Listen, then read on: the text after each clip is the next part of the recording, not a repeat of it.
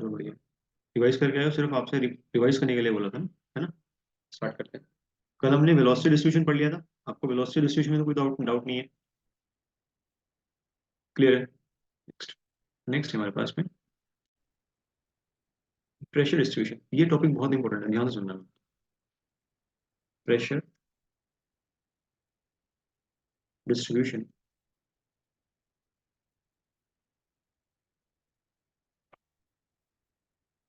Open journal. थोड़ा बहुत idea आपको स्ट्रीम लाइंस का है कि स्ट्रीम लाइंस क्या होती है? स्ट्रीम लाइंस फ्लो लाइंस होती हैं जिनके अलोंग फ्लो होता है, वो तो कोई दिक्कत नहीं है। और अब हमें क्या सर्कुलर मोशन का थोड़ा बहुत आइडिया है? सर्कुलर मोशन क्या होता है बताओ। सुनो, मैं आपको जनरल तरीके से समझाऊंगा क्योंकि मुझे एक बहुत ब्यूटीफुल चीज आपके सामने ड्राइव करनी है। थोड़ा सुनना ध्यान से, देखो। मान लो इस बार जो आपके रिवर का या कैनाल का जो बेड है वो स्ट्रेट लाइन ना होके एक कर्वेचर की फॉर्म में है। कोई दिक्कत किसी को? क्योंकि वो कर्वेचर की फॉर्म में है तो आपको जो स्ट्रीम लाइंस मिलेंगी, मतलब जो हमारे पास फ्री सरफेस होगा वो भी किसकी फॉर्म में होगा? वो भी कर्वेचर की फॉर्म में होगा। क्लियर? अब ध्यान से बात समझो। क्या आपका फ्लो एक स्ट्रेट लाइन में जा रहा है? क्या फ्लो स्ट्रेट लाइन में? नहीं। फ्लो तो कर्वेचर में है, मतलब एक पाथ फॉलो कर रहा है। वो पाथ चाहे कंप्लीट सर्कल भी हो चाहे ना भी हो। अरे आप पढ़ा रखा है सारी चीज आपको। इस बार जो पाथ है वो स्ट्रेट लाइन नहीं है, कर्वेचर की फॉर्म में है। तो जब भी पाथ कर्वेचर की फॉर्म में होता है तो हर एक पॉइंट पे क्या चेंज होता है? भले ही स्पीड कांस्टेंट है, डायरेक्शन चेंज होती है। बहुत बड़ी, अरे यार भूल गए आप लोग, देखो। मान लो एक, सुनो सुनो इधर देखो। एक कर्व्ड पाथ है। एक कर्व्ड पाथ है, ठीक है। कर्व्ड पाथ पे मान लो एक ऑब्जेक्ट मूव कर रहा है। ठीक है, इस ऑब्जेक्ट की मान लो जो स्पीड है, जो स्पीड है वो कांस्टेंट है, 20 20 20, यहाँ पे हर जगह 20 है। बट हर एक पॉइंट पे इसकी जो स्पीड की डायरेक्ट, इसकी जो इसकी जो वेलोसिटी है, इसकी जो डायरेक्शन है वो क्या कर रही है? डायरेक्शन वो चेंज कर रही है। और जब भी वेलोसिटी के डायरेक्शन में चेंज आता है कौन सी एक्सेलेरेशन निकल के आती है? नॉर्मल एक्सेलेरेशन, बताया था मैंने आपको। Normal acceleration. क्लियर? अरे न्यूटन सेकंड लॉ लगाने से नहीं घबराते अभी आप लोग? क्लियर है ना?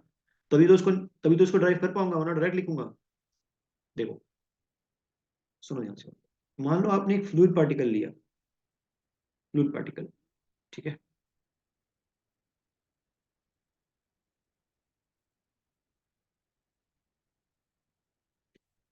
एक क्यूबिक फ्लूइड पार्टिकल जिसमें इसका जो टॉप मोस्ट है दिस, मान लो दिस इज इसका छोटा सा एरिया डी ए। क्लियर? और दिस इज इट्स छोटी सी लेंथ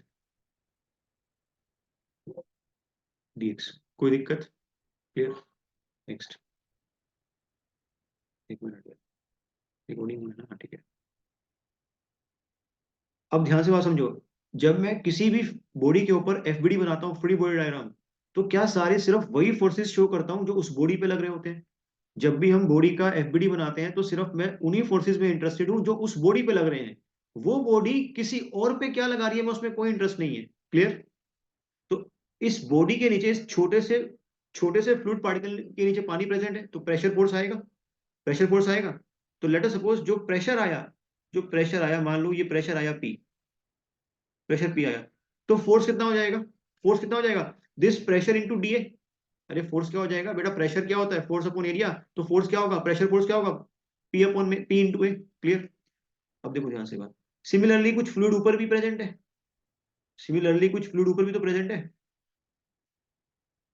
अब जब तुम ऊपर वर्टिकल में ट्रेवल कर रहे हो, मतलब ऊपर जा रहे हो, तो प्रेशर कांस्टेंट तो नहीं होगा, चेंज होगा प्रेशर। ये तो बात सबको पता है। बेटा एक लेंथ में चेंज। अब इसको मैथमेटिकली कैसे लिखते हैं ध्यान से देखना। इसको लिखते हैं P plus variation of pressure with respect to x into क्या? Into D x. This comes from Taylor series. शायद ये बात मैंने आपको एफ में थोड़ी बहुत बताई थी, मुझे ध्यान आ रहा है। This thing come from Taylor series. Clear? ये चीज जो लोग नए हैं आपको ये ध्यान रखना है। इस नीचे वाले सरफेस के लिए अगर प्रेशर पी है और अगर तुम ऊपर वाले सरफेस की तरफ ट्रेवल कर रहे हो, किसमें? एक्स के अंदर, तो ये प्रेशर निकल के आता है। तो अगर मुझे प्रेशर फोर्स निकालना है तो मैं इस कंप्लीट प्रेशर को किससे मल्टीप्लाई कर दूंगा? एरिया से। क्लियर? दो फोर्स हो गए। क्या इस छोटे से फ्लूइड पार्टिकल का कुछ वेट भी होगा? वेट वेट वेट हमेशा कनेक्ट करेगा, हमेशा वर्टिकल डाउनवर्ड, हमेशा वर्टिकली डाउनवर्ड करेगा, mg। मैं मास को क्या लिख सकता हूं? Density into volume. बताओ जल्दी बताओ, डेंसिटी इंटू वॉल्यूम इंटू जी। इस छोटे से पार्टिकल की वॉल्यूम कितनी है? डेंसिटी इंटू इसका dx इंटू इसका dA इंटू जी। ये बात क्लियर है सभी को? ये बात क्लियर है। और इस पार्टिकल के ऊपर कनेक्ट करेगा, इस पार्टिकल के ऊपर कनेक्ट करेगा बेटा normal acceleration, normal acceleration towards the centre. याद करो सब लोग, याद करो, याद करो, पढ़ा रखा चीजें सारी की सारी। an normal acceleration. तो क्या अब मैं न्यूटन सेकंड लॉ लिख सकता हूं? Summation of net forces is equals to ma। Summation of net forces equals to ma। अब देखो सबसे पहला फोर्स, सबसे पहला फोर्स कौन सा आएगा? प्रेशर फोर्स कौन सा आएगा सबसे पहला वाला? पहले तो देखो pressure P plus del P upon dx into dx। ये तो प्रेशर निकल के आया, इसको किससे मल्टीप्लाई करूंगा? डीए से, तो क्या निकल के आएगा? फोर्स निकल के आएगा। क्लियर? पहला फोर्स। दूसरा लिख सकता हूँ वेट वाला force, density into dx into dA into g. Check करो सही है। उन दोनों को पॉजिटिव लिया हुआ है क्योंकि एक्सेलरेशन डायरेक्शन में। माइनस क्या आएगा? माइनस पी प्रेशर नीचे वाला into A into D is equal to क्या होता है? Mass into acceleration. यही पढ़ रखा हम लोगों ने। क्लियर? अब यहाँ पे जो मास है, इस मास को भी लिख सकता हूँ डेंसिटी और इसकी फॉर्म में, वॉल्यूम की फॉर्म में। तो डेंसिटी तो कितनी है? रो है। और वॉल्यूम कितनी है इसकी? dx into D A into A. अब जरा चेक करो ये चीज। यहाँ पे क्या होता है? मास इंटू एक्सेलेरेशन होता है बेटा। इसको मैंने लिखा हुआ है मास को डेंसिटी इंटू वॉल्यूम, और एक्सेलेरेशन कौन सी है? नॉर्मल। तो क्या लिख दिया वहां पे? एन लिख दिया। यहाँ तक क्लियर है सभी को? बताओ यार, ये क्लियर है ना? थोड़ा सा रीअरेंज करेंगे। पी डी ए प्लस, तुम लोग को क्लियर है ना? ऐसी फोकट में तो नहीं ऐसे लिख रहे हो सभी को? सच में?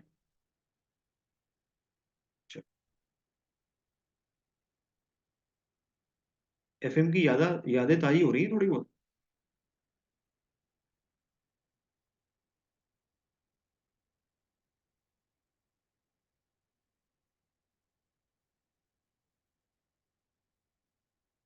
कुछ कैंसिल आउट हो रहा है यहाँ से, ये निकल जाएगा। और देखो तो फाइनली क्या बचा आपके पास में? तो del P by del X into D X into D A plus density into D X into D A into G is equals to density into D X into D A into क्या आएगा? ए। अब देखो क्या common ले सकता हूँ? क्या dx और डीएक्स निकाल सकता हूँ, कोई दिक्कत वाली बात नहीं है। क्लियर? ऐसी D A into D A into D A. तो आपके पास बचा क्या finally? D D P by del P by del X into plus rho into G is equals to rho into N. क्या ये बची इक्वेशन फाइनली? बताओ यार। No no no. अब जो लिखने जा रहा हूँ ये बहुत बहुत इंपॉर्टेंट है। ध्यान से सुनो बात। देखो इस वाले टर्म को जरा ध्यान से देखना। इस वाले टर्म को, क्या मैं इस वाले टर्म को ऐसा लिख सकता हूँ? कैसा? देखो देखो देखो देखो, P प्लस रो इंटू जी इंटू एक्स, इस कंप्लीट का डेरिवेटिव, इस कंप्लीट का derivative with respect to X. बताओ जरा ये चीज लिख सकता हूँ कि नहीं लिख सकता हूँ? Is equals to rho into N.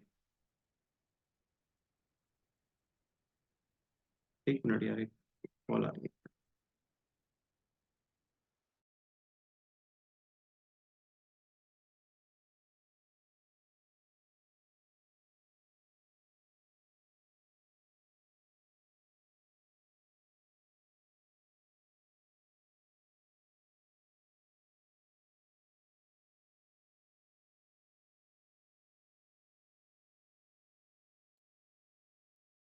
अरे क्या क्या परेशान करते हैं। हाँ बताओ, इस चीज को मैं लिख सकता हूँ? क्यों? जब तुम इसको सॉल्व करोगे तो क्या आएगा? सबसे पहला टर्म, सबसे पहला टर्म आएगा del P into D x.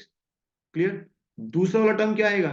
Differentiation of rho into ji into x divide by x.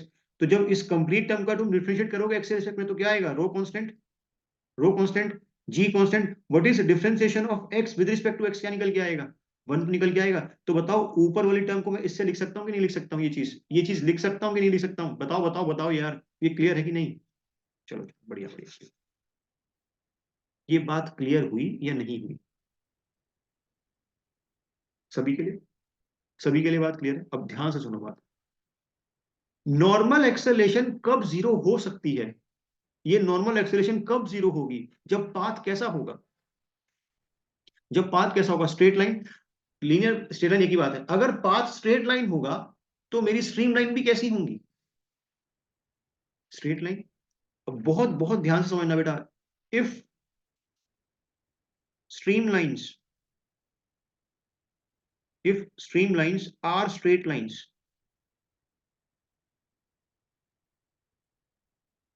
क्योंकि कर्वेचर गायब हो गया ना, और जो नॉर्मल एक्सेलरेशन है वो तो तभी आती है जब कर्वेचर होता है। अब कर्वेचर तो गायब हो गया, तो फिर हमारा जो नॉर्मल एक्सेलरेशन है वो कितना हो गया? वो जीरो हो गया। तो अल्टीमेटली इक्वेशन क्या बनी? Del of P plus rho into ji into x upon में del x is equals to क्या लिखूं बताओ? अरे क्या लिखूं? Is equals to zero. इसी को मैं लिख सकता हूं P plus rho into ji into x is equals to zero. Check करो, ध्यान से देखो, ध्यान से देखो। डेरिवेटिव चला गया उधर, गायब। अब देखो, सुनो सुनो सुनो सुनो। दोनों साइड, दोनों साइड गामा से डिवाइड कर दो। तो P by gamma plus rho into ji into x divide by gamma is equals to zero. What is P by gamma? ये कौन सा हेड होता है बेटा पी बाय गामा? ये पी बाय गामा कौन सा हेड होता है बेटा? Pressure head. बहुत बढ़िया, खुश कर दे तो कभी कभी तो। It is pressure head, it is pressure head. What is rho into g? ये रो इंटू जी खुद क्या होता है? गामा ही तो होता है खुद। तो रो इंटू जी को काटो जरा गामा से। What is x? ये एक्स क्या था वर्टिकल में? कौन सा हेड था ये? एक्स, जिसको हम जेड बोलते हैं basically. That is datum head, that is datum head. बहुत बढ़िया, datum head, datum head. Sorry, यहाँ पे जीरो नहीं आएगा बेटा। एक मिनट, रुक जा रुक जा रुक जा। इसको मैं क्या करूंगा, जब मैं इसका इंटीग्रेशन करूंगा ना एक्स के रिस्पेक्ट में, तो ये निकल के आएगा। और जीरो का इंटीग्रेशन क्या होगा निकल के? जीरो का integration, what is integration of a constant, sorry what is integration of zero क्या होगा? कांस्टेंट निकल के आएगा। कांस्टेंट निकल के आएगा। क्यों? जब तुम एक कांस्टेंट का, जैसे मान लो टू है, इसका जब तुम डेरिवेटिव लेते हो एक्स के रिस्पेक्ट में, तो क्या निकल के आता है? निकल के आता है जीरो। तो जब तुम इंटीग्रेट करोगे इसको दोनों साइड में, तो इंटीग्रेशन से कौन कट हो जाता है? डेरिवेटिव कट हो जाता है ना बेटा, है ना? और इंटीग्रेशन ऑफ कांस्टेंट क्या निकल के आएगा? और जीरो क्या निकल के आएगा? कांस्टेंट निकल के आएगा। तो आपके पास P by gamma plus constant by gamma, constant by gamma खुद एक नया कांस्टेंट, तो ये क्या निकल के आ गया? कांस्टेंट निकल के आ गया, इज इक्वल्स टू कांस्टेंट निकल के आ गया। तो अब क्या कहानी बनी कि अगर मेरी स्ट्रीम लाइंस स्ट्रेट होती हैं, अगर मेरी स्ट्रीम लाइंस स्ट्रेट होती हैं, तो pressure head plus data head क्या होता है हमेशा? Pressure head plus data head हमेशा क्या होता है? और इस pressure head plus data head को आप बोलते क्या हो एक साथ?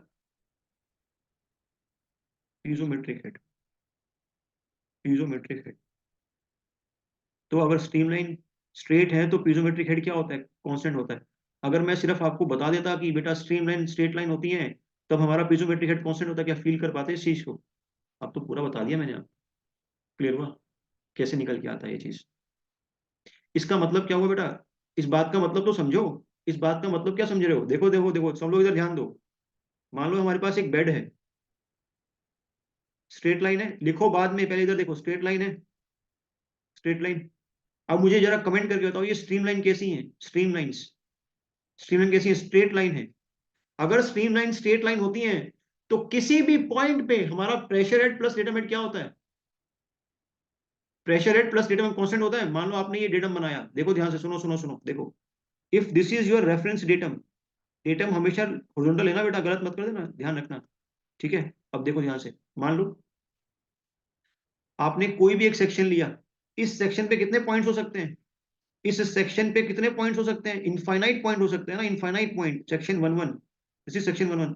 मान लो सबसे पहले मैंने ये वाला पॉइंट लिया, ये वाला पॉइंट, सुनते रहना बात ध्यान से, ये ए पॉइंट लिया। इस ए पॉइंट के लिए जो डेटम हेड है वो कितना होगा? ए पॉइंट के लिए ये डेटम हेड होगा, ये डेटम हेड, जिसको आप जेड ए बोलते हो, जेड ए। क्लियर? और इस ए पॉइंट पे प्रेशर हेड कैसे निकालोगे? इस ए पॉइंट पे प्रेशर कैसे निकालोगे? पीजोमीटर लगा के। मान लो आपने पीजोमीटर लगाया और पीजोमीटर में हाइट कहां तक मिलेगी अप्रोक्सीमेटली? ये भी चीज बता रखी है मैंने, फ्री सरफेस तक मिलेगी, फ्री सरफेस तक अप्रोक्सीमेटली। तो जो आपको ये हाइट मिलेगी ना बेटा, ये प्रेशर हेड मिलेगा आपको पी बाय गामा, कहां तक मिलेगा? फ्री सरफेस तक। तो जेड ए, हमारे पास जो पीजोमेट्रिक हेड निकल के आया ए पॉइंट पे कितना निकल के आया? Z A plus P by gamma. Clear? Clear? और इसको लिख लो अच्छे से, तो ये पी आ गया। नाउ मैंने पॉइंट चेंज किया, मैंने इसी सरफेस पे एक दूसरा पॉइंट लिया, point number B. Point number B के लिए जो डेटम हेड है वो कितना है? Z B. चेक करो, Z B, Z B, Z B, Z B. Clear? और मुझे अगर पॉइंट नंबर बी पे ही प्रेशर हेड चाहिए तो पीजोमीटर लगाऊंगा। जब मैं पीजोमीटर लगाऊंगा तो उसके अंदर हाइट कहां तक राइज करेगी अप्रोक्सीमेटली? फ्री सरफेस तक। तो ये आपके पास क्या निकल के आया? ये आपके पास निकल गया पीबी बाय गामा। तुमने एक ही सेक्शन पे सिर्फ दो पॉइंट्स लिए, जरा बताओ इन दोनों पॉइंट्स का जो पीजोमेट्रिक हेड है वो अलग अलग है, सेम है? सेम है। ऐसा क्यों हो पाया? ऐसा पॉसिबल क्यों हो पाया? क्योंकि स्ट्रीमलाइन कैसी है? स्ट्रेट लाइन है। क्लियर? ये चीज क्लियर है। अगर स्ट्रीमलाइन कर्वेचर में होती, अगर स्ट्रीमलाइन कर्व्ड होती तो ए पॉइंट पे और बी पॉइंट पे आपको पीजोमेट्रिक हेड क्या मिलता? अलग अलग मिलता, डिफरेंट मिलता। ये चीज बेटा, ये बहुत इंपॉर्टेंट चीज है। क्या ये चीज क्लियर है आपको? अब मेरा क्वेश्चन सुनो, अब मेरा क्वेश्चन सुनो। रैपिडली वेरिड फ्लो में स्ट्रीमलाइंस कर्व्ड होती हैं, स्ट्रेट होती हैं? रैपिडली वेरिड फ्लो में जल्दी बताओ यार, बहुत परेशान कर रहा है। एक मिनट। हेलो? हेलो, हाँ जी, कौन बोल रहे हैं?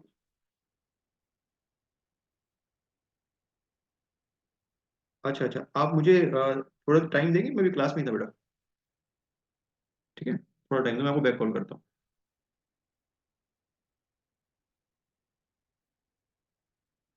यार, जब मैं बोलता था कि मैं अच्छा पढ़ाता हूँ तब कोई मानता नहीं था। अब सबको क्लास लेनी है।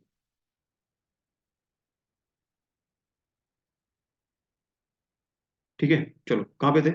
हाँ, जो रैपिडली वेरिड फ्लो है उसमें कर्वेचर कैसा होता है? बहुत ज्यादा कर्वेचर होता है। स्ट्रीमलाइन के पास बहुत ज्यादा कर्वेचर होगा, तो बताओ उस एक ही सेक्शन के अलग अलग पॉइंट्स पे आपको पिसोमेट्रिक हेड क्या मिलेगा? अलग अलग मिलेगा। ये बहुत गोल्डन पॉइंट्स हैं। क्लियर है चीज आपको? क्लियर है? और इसी को क्या बोलते हैं? अरे ये तो हमने एफएम के अंदर ड्राइव की थी। क्या बोलते हैं? क्या ये यूलर्स इक्वेशन है, जिसमें आपने सिर्फ प्रेशर फोर्स और ग्रेविटी फोर्स कंसीडर किया है? वहां भी लिखवाई थी ये चीज मैंने आपको। देखो ना, इस इक्वेशन को लिखने के लिए आपने सिर्फ कौन से फोर्सेस लिए?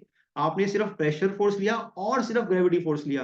और जब ऐसा करते हो, आप सिर्फ ग्रेविटी फोर्स और प्रेशर फोर्स लेते हो, तो कौन सी इक्वेशन होती है? यूलर्स इक्वेशन होती है। क्लियर? कोई भी लेक्चर देखोगे ना, आपको ये बोलेगा ये यूलर्स इक्वेशन है, और काम चालू कर देगा आगे यहाँ से। लेकिन अपने को तो मैकेनिक्स आती है ना, अपन तो बेहतरीन है, क्या दिक्कत है? नोट करो फटाफट से। समझ में आ गया प्रेशर डिस्ट्रीब्यूशन?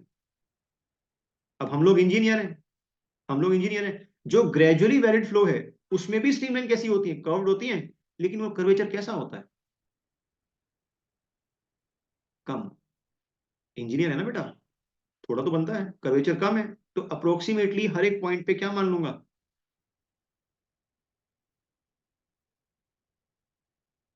क्या हो गया?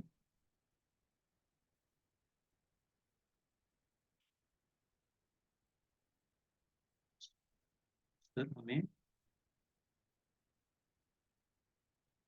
अरे बासित यार, ये एक स्ट्रीमलाइन थोड़ी ना है। हे भगवान, ये देखो, इस सेक्शन में तो कितनी सारी स्ट्रीमलाइंस होंगी। अरे नमूने, उस सेक्शन से तो कितनी सारी स्ट्रीमलाइंस पास करी होंगी कर्वेचर में, इनफाइनाइट। अभी क्लियर हो गया? यही डाउट था? डाउट यही था? नहीं, डाउट क्या था फिर? सर अगर हमें स्ट्रीमलाइंस का निकालना था, हमें क्यों फिर पहले कर क्या लिया? कर्वेचर लिया? कहाँ लिया पहले कर्वेचर? नहीं समझ पा रहा, डाउट।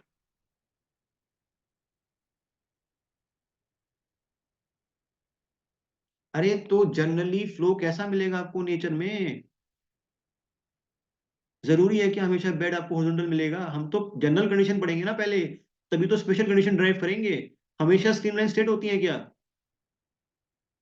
ये नमूना है, नोट करो फटाफट। This is Euler's equation. Euler बोल लो, यूलर बोल लो, नीचे तो आने नहीं वाला वो, क्या बोल रहे हैं उसको।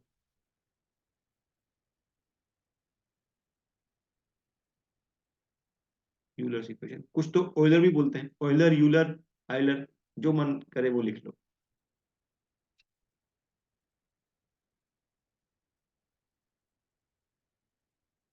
कुछ कुछ नाम तो पॉइजन्स भी हैं, दिमाग की घंटी बज जाती है नाम देख के, कैसा इंसान रहा होगा वो।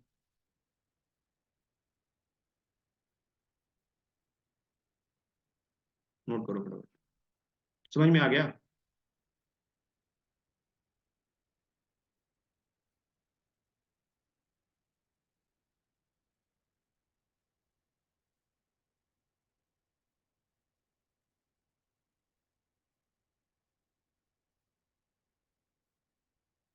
नोट करो।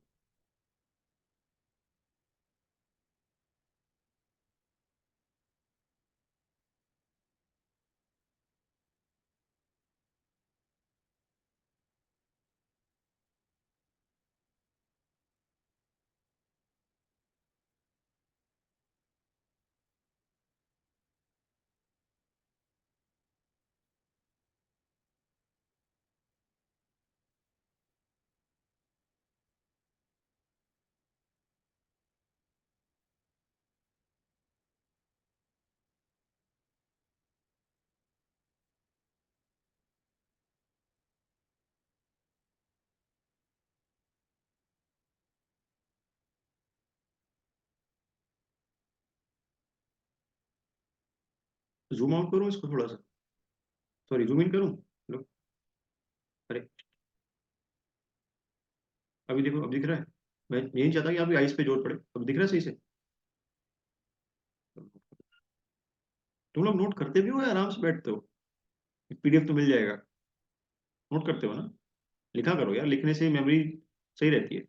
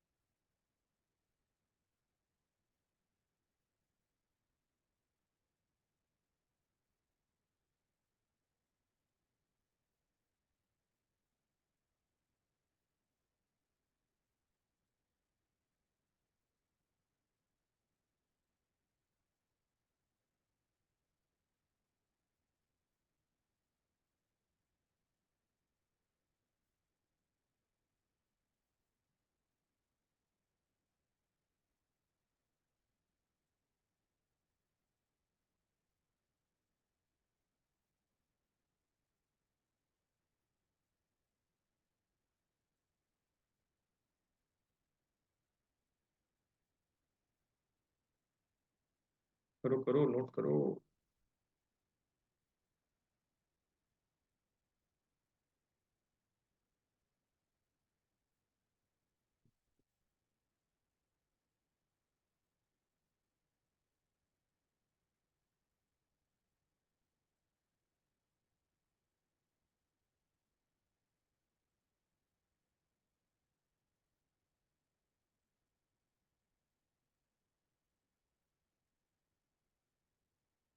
Done.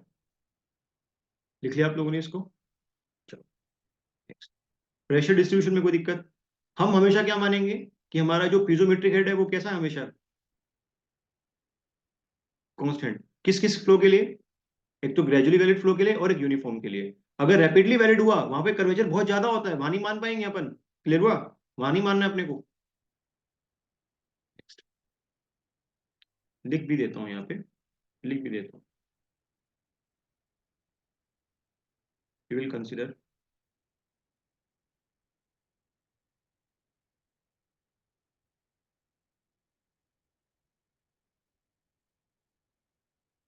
piezometric head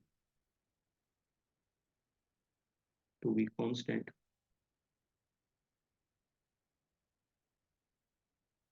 for uniform flow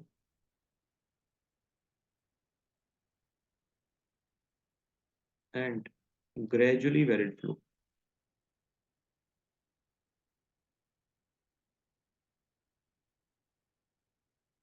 और ये बात जब मैं आपको ग्रेजुअली वेरिड फ्लो पढ़ा रहा हूँ ना, तब मैं आपको याद कराऊंगा कि आपने ग्रेजुअली वेरिड फ्लो में स्ट्रीमलाइन को कैसा माना हुआ है। आपने ग्रेजुअली वेरिड फ्लो में स्ट्रीमलाइन को कैसा माना हुआ है? Straight line. Stream lines are assumed होती है क्या वो? Assumed to be straight line.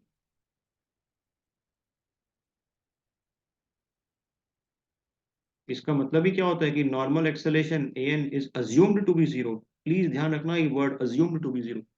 शाबाश, नोट करो।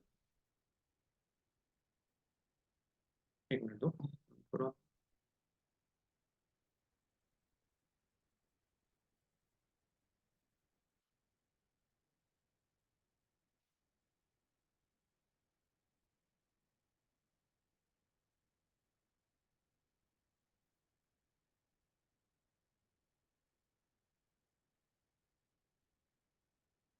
Done, noted. चलो ना, अब कुछ इंपॉर्टेंट डिसीजन करते हैं। दैट इज,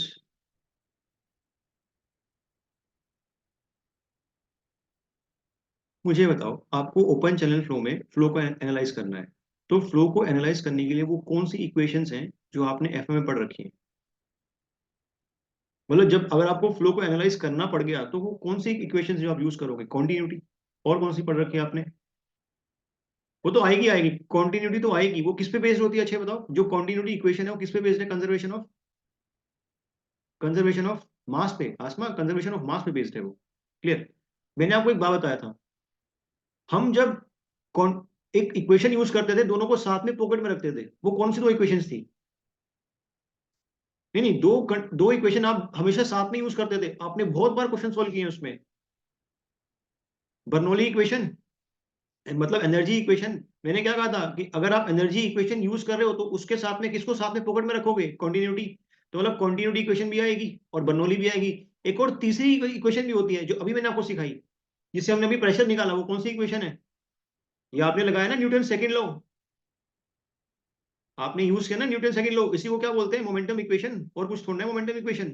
क्योंकि summation of net forces is equal to क्या होता है? Rate of change of momentum. ये तो न्यूटन सेकंड लॉ है, कोई नया थोड़ा है इसमें।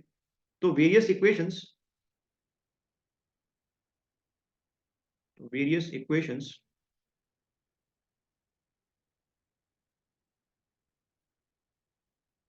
Various equations for analysing the flow in open channel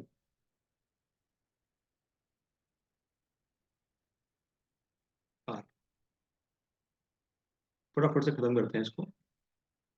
first equation is continuity equation.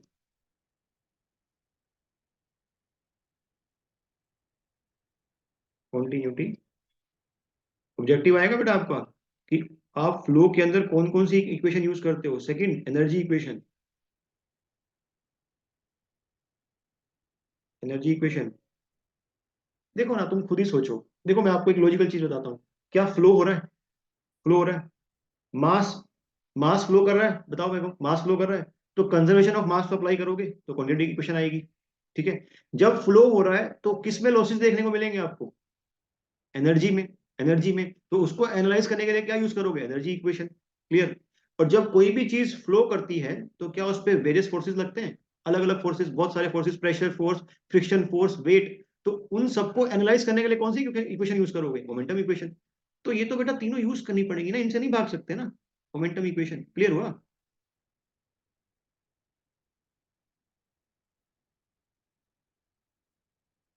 ये एनर्जी, एनर्जी क्या लिख दिया मैंने? नमूना हूँ।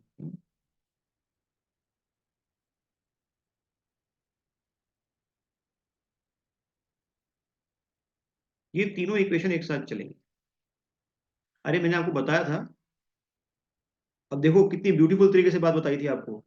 जब मैं सिर्फ मोशन पढ़ रहा हूं, उनके फोर्सेस को नहीं ले रहा, तो फ्लूइड काइनेटिक्स याद करो, सिर्फ फ्लो को देख रहे हैं, और वो फोर्सेस जिनके कारण वो फ्लो कर रहा है उसको अगर स्टडी नहीं कर रहा हूं, तो फ्लूइड काइनेटिक्स। फ्लूइड काइनेटिक्स में अपनी कॉपी खोल के देखना, सिर्फ यही दो इक्वेशन यूज कर रखी है हमने वहां पे, क्योंकि फोर्सेस तो लूंगा ही नहीं, और जब मैं फोर्सेस लूंगा ही नहीं तो मोमेंटम इक्वेशन नहीं लूंगा।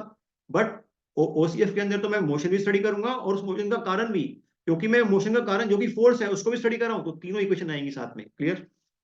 बहुत बढ़िया। ऑब्जेक्टिव आएगा, इसको प्लीज ध्यान रखना। क्लियर है ना ये चीज? तीनों इक्वेशन यूज होंगी। First equation is continuity equation. Continuity equation. Continuity equation एक बहुत अच्छी चीज है यहाँ पे। मैंने आपको स्टार्टिंग में एक बात बताई थी, हमने फ्लो कैसा अज्यूम किया, वन डायमेंशनल, टू डायमेंशनल या three dimensional? One dimensional. Flow is one dimensional. पहले अच्छा एक बात लिख लेते हैं। It is based on conservation of mass. It is based on conservation of mass. It is based on conservation of mass. Next, flow is assumed to be,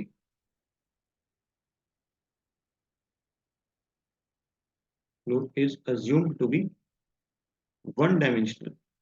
अब मुझे यार एक बात बता दो, अगर आपने फ्लो को वन डायमेंशनल अज्यूम कर लिया, और उस केस में हमारे पास कॉन्टिन्यूटी इक्वेशन क्या होती है?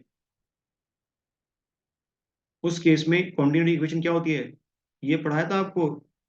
रो one A one V one is equals to 60 नमूने, it is equals to rho two A two V two. Rho one V one A one equals to rho two A two V two. ये A one V one equals to A two V two, ये एक special case है, जब flow को और क्या होना पड़ेगा? इनकम्प्रेसिबल। इनकम्प्रेसिबल, क्योंकि जब वो इनकम्प्रेसिबल होगा तो अलग अलग सेक्शंस पे उसकी डेंसिटी क्या होगी? कांस्टेंट होगी, क्योंकि वॉल्यूम, क्योंकि इनकम्प्रेसिबल है ना बेटा। मास तो वैसे चेंज नहीं हो सकता, इनकम्प्रेसिबल है, तो वॉल्यूम तो कांस्टेंट हो जाएगी। मास कांस्टेंट, वॉल्यूम कांस्टेंट, तो डेंसिटी को भी क्या होना पड़ेगा फिर? कांस्टेंट होना पड़ेगा। तो if flow is also, if flow is incompressible,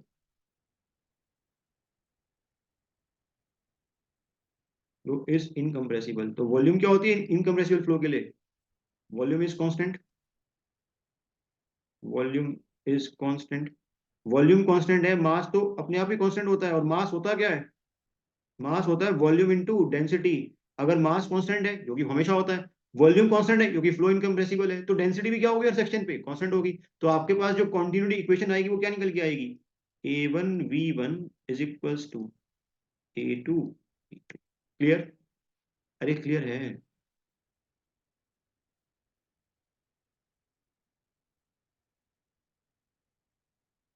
ये ए वन वी वन क्या है? ये क्रॉस सेक्शनल एरिया है at section one one, velocity at one one. A two क्या है? Sectional area at two two, और वेलोसिटी क्या है? अलग अलग सेक्शन में वेलोसिटी है। क्लियर? V two. अरे क्लियर है कि नहीं, ये बताओ।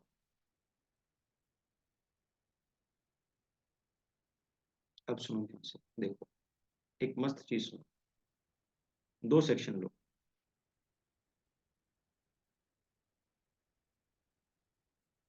ये बहुत इंपॉर्टेंट चीज है, ये बहुत बहुत इंपॉर्टेंट है, सुनो सुनो सुनो। अभी मैंने आपको क्या बताया? क्या मैं यूनिफॉर्म फ्लो को और ग्रेजुअली वेरिड फ्लो को एक साथ डील कर सकता हूँ, क्योंकि उनका कर्वेचर बहुत ही स्मॉल होता है? अभी मैंने आपको बताई प्रेशर डिस्ट्रीब्यूशन में, चेक कर लो खुद से। अच्छा, बेड को रेड कलर ब्लैक से बनाना, ब्लू से तो सरफेस बनाएंगे ना।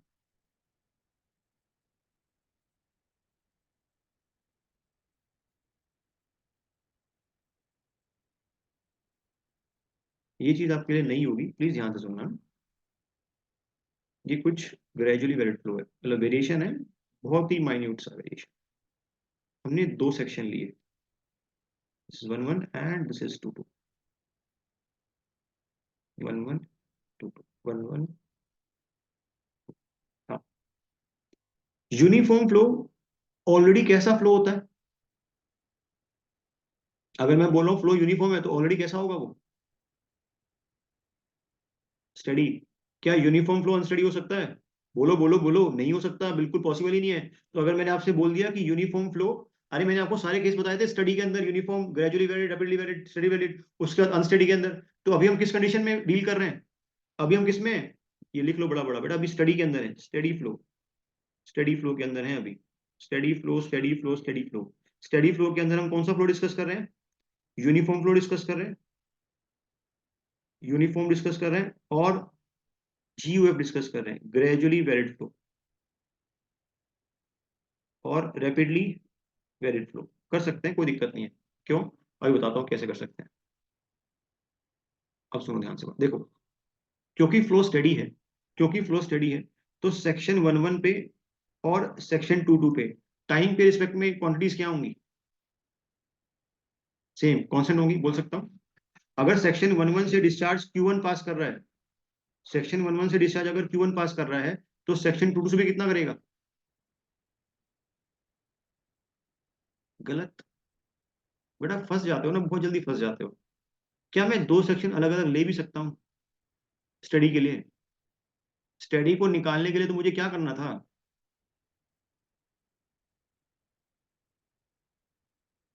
स्टडी को निकालने के लिए तो क्या करना था? सेक्शन सेम रखना था ना यार। आई बात समझ में?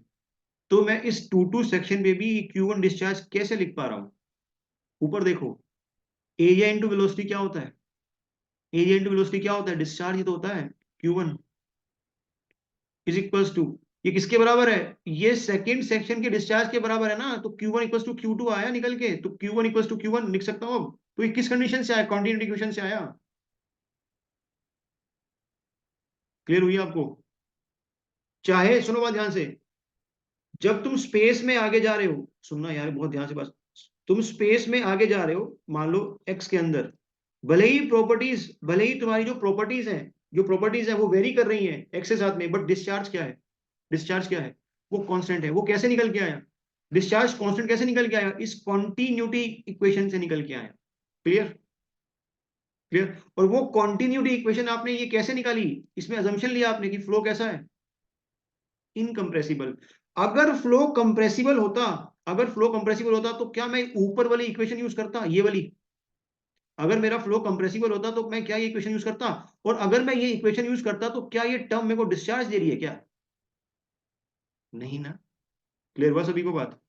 तब सेक्शन 1.1 पे और 2.2 पे डिस्चार्ज सेम नहीं होता। देखो मेरी बात ध्यान से समझो बेटा, सुनो सुनो सुनो, मैं एक बार पूरा समराइज करता हूं। यूनिफॉर्म फ्लो का मतलब क्या होता है? यूनिफॉर्म फ्लो का मतलब क्या होता है? यूनिफॉर्म फ्लो, यूनिफॉर्म फ्लो का मतलब क्या होता है? स्टडी तो है ही, स्पेस के साथ में जो फ्लूइड की प्रॉपर्टीज है वो कांस्टेंट रहेंगी। स्पेस के साथ में जो फ्लूइड की प्रॉपर्टीज है कांस्टेंट, क्या क्या प्रॉपर्टीज होती है फ्लूइड की? डिस्चार्ज होती है, वेलोसिटी होती है, एरिया होता है, सेक्शन 1.1 पे। सेक्शन 2.2 पे Q2, V2 और A2। ये क्लियर है? अगर फ्लो यूनिफॉर्म है तो ये Q1 बराबर Q2 होगा। उसके लिए मुझे कॉन्टिन्यूटी की जरूरत है क्या? क्या मुझे कॉन्टिन्यूटी की जरूरत है? नहीं नहीं। V1 किसके बराबर होगा? V2 के। और A1 किसके बराबर होगा? A2 के। ये सब कब होगा? जब फ्लो कैसा होगा? यूनिफॉर्म होगा। फ्लो यूनिफॉर्म होगा। जब फ्लो नॉन यूनिफॉर्म होता है उसके अंदर कौन सा वाला डिस्कस कर रहे हैं? ग्रेजुअली वेरिड और रैपिडली वेरिड। तो फ्लो की प्रॉपर्टीज क्या करती हैं? अलोंग स्पेस चेंज करती हैं। मतलब Q1 और Q2 डिफरेंट होंगे, V1 और V2 डिफरेंट होंगे, और एरिया 1 और एरिया 2 डिफरेंट होंगे। Clear clear clear? लेकिन तुमको ये डिस्चार्ज सेम मिल रहा है फिर भी किस कंडीशन से? किस कंडीशन से? कॉन्टिन्यूटी इक्वेशन से। कॉन्टिन्यूटी इक्वेशन से। ये क्लियर हुआ? इसका मतलब ये बिल्कुल भी नहीं है कि वेलोसिटी भी सेम मिलेंगी और एरिया भी सेम मिलेगा। क्लियर ये चीज? अच्छी बात है। इसमें ये समझ में आ गया ना बेटा? तो ये वाली जो कंडीशन है आप लगा सकते हो ना, कोई दिक्कत नहीं, यूनिफॉर्म के लिए भी, gradual variable flow, rapid variable flow के लिए। इसमें एक और केस बनता है स्टडी के अंदर। कौन सा केस बनता है? Specially valid flow. Specially valid flow में क्या होता था? या तो डिस्चार्ज ऐड होता था, या फिर डिस्चार्ज क्या होता था? एक्सट्रैक्ट होता था। लेकिन उसका रेट ऑफ एडिशन क्या होता था? रेट ऑफ एडिशन वो सेम या कांस्टेंट बोलते हैं। ठीक है, अब देखो सुनो सुनो, वो rate of addition, rate of addition किसके रिस्पेक्ट में कांस्टेंट होता था? ये भी बहुत इंपॉर्टेंट चीज है। किसके रिस्पेक्ट में? रेट ऑफ एडिशन, मान लो कोई डिस्चार्ज ऐड हो रहा है तो उसका रेट किसके रिस्पेक्ट में देख रहे हो? स्पेस के या टाइम के? बेटा टाइम के रिस्पेक्ट में, टाइम के रिस्पेक्ट में। ध्यान रखना है, बहुत छोटी छोटी बातें हैं। अगर मुझे कॉन्टिन्यूटी इक्वेशन लिखनी है स्पेशली वेट फ्लो के लिए, ये डिस्कशन आपके लिए हैवी हो रहेगा ज्यादा। क्लियर है? Specially valid,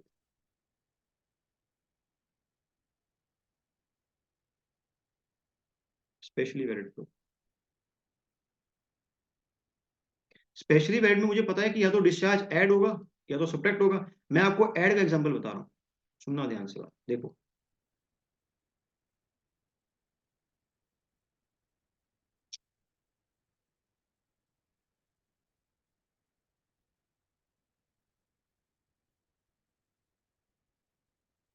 this is 1 1 and this is 2 2, this is 2। Suppose करो कुछ डिस्चार्ज आप ऐड कर रहे हो आर्टिफिशियली, डिस्चार्ज आप ऐड कर रहे हो,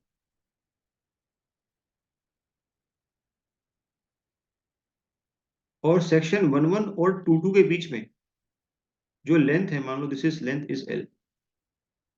अगर मैं, अब तो हमने बीम पढ़ ली ना, यूडीएल क्या होता है, अलोंग द लेंथ। क्या मैं इसको लिख सकता हूँ, जो मैं रेट ऑफ एडिशन है विद रिस्पेक्ट टू, मतलब लेंथ के along, Q, Q equals to, Q equals to discharge पर यूनिट लेंथ, डिस्चार्ज पर लिख सकता हूँ ना बेटा।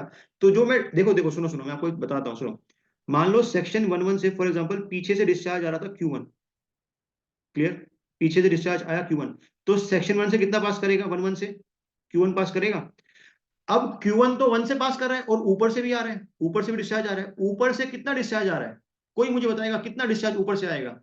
अगर रेट ऑफ एडिशन है टोटल डिस्चार्ज पर यूनिट लेंथ, तो सेक्शन 2 2 से जब मैं डिस्चार्ज निकालूंगा तो टोटल डिस्चार्ज कितना पास करेगा 2 2 से? ये Q1 तो आएगा ही आएगा, जो 1 से आया था वो तो आएगा ही आएगा। आपने टोटल डिस्चार्ज कितना ऐड किया, अगर उसके ऐड करने का rate Q divide by L है तो टोटल कितना, बहुत बढ़िया बात है। तो जैसे टोटल लोड निकालते थे यार बीम के अंदर, टोटल लोड के निकालते थे, जो ये एक्चुअल में वेट, वही तो है लोडिंग इंटेंसिटी, W किलोमीटर पर मीटर। तो डिस्चार्ज पर यूनिट लेंथ, तो टोटल डिस्चार्ज निकालने के लिए क्या करूंगा, इसको L से मल्टीप्लाई कर दूंगा, तो यहां से और कितना डिस्चार्ज आएगा, Q divide by L into क्या L, तो कितना आ गया ये Q। आई बात समझ में आपको? समझ में आई? तो सेक्शन 2 2 से जो टोटल डिस्चार्ज पास करेगा वो कितना पास करेगा, Q plus Q। Is it clear? ये चीज क्लियर है सबको? बताओ।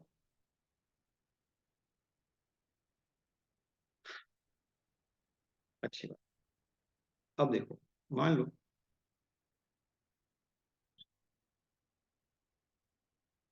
आपने एक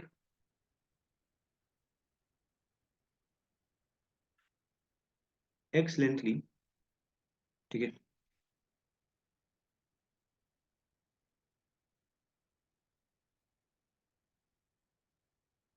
एक्स लेंथ, मतलब बहुत छोटी सी लेंथ ली मान लो, डी एक्स ली, ठीक है? तो यहाँ से कितना डिस्चार्ज आएगा अब, इस वाले सेक्शन से, रेड वाले से? देखो सिर्फ यहाँ तक तो यही ऐड हुआ होगा, बताओ यार, यही ऐड हुआ होगा, सीधी सी बात है। और इसका रेट ऑफ एडिशन कितना है, क्यू है। तो रेड वाले से कितना डिस्चार्ज पास करेगा, ये Q1 तो आएगा ही आएगा, और कितना आएगा, और कितना आएगा, बताओ बताओ बताओ, और कितना आएगा, small Q into D x, small Q into D x. But ये तो सिर्फ रेड वाले से पास करेगा ना। जैसे ये रेड वाला सेक्शन राइट की साइड शिफ्ट होता जाएगा, तो जो रेट है टोटल डिस्चार्ज वो इंक्रीज करता जाएगा। ध्यान से बात समझो, जैसे ये रेड वाला सेक्शन राइट की साइड शिफ्ट होता जाएगा तो किसमें इंक्रीज हो रहा है, लेंथ में इंक्रीज होता जाएगा ना बेटा, लेंथ में इंक्रीज। तो जैसे जैसे लेंथ में इंक्रीज है तो जो टोटल डिस्चार्ज ऐड हो रहा है वो भी क्या करता जाएगा, इंक्रीज करता जाएगा। तो अगर मुझे स्मॉल में मुझे पता है कि Q into D x add हो रहा है, तो टोटल में अगर मुझे निकालना तो क्या करूंगा मैं इसको, मैं इसको इंटीग्रेट कर दूंगा, मैं इसको इंटीग्रेट कर दूंगा। आई बात समझ में? तो चाहे ऐसे समझ लो चाहे ऐसे समझ लो, एक ही बात है। क्लियर?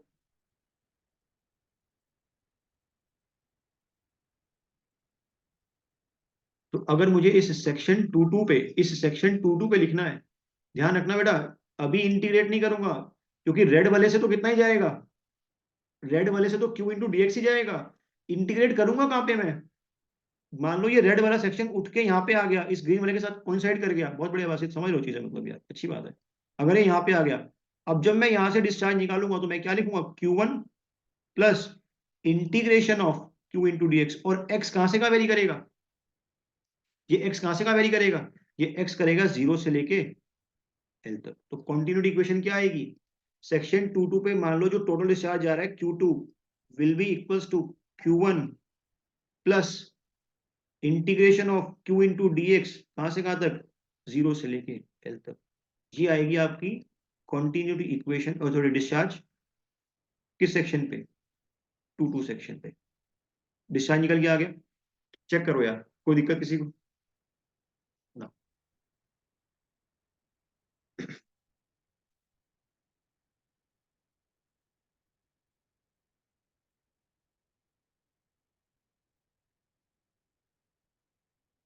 करो इसको,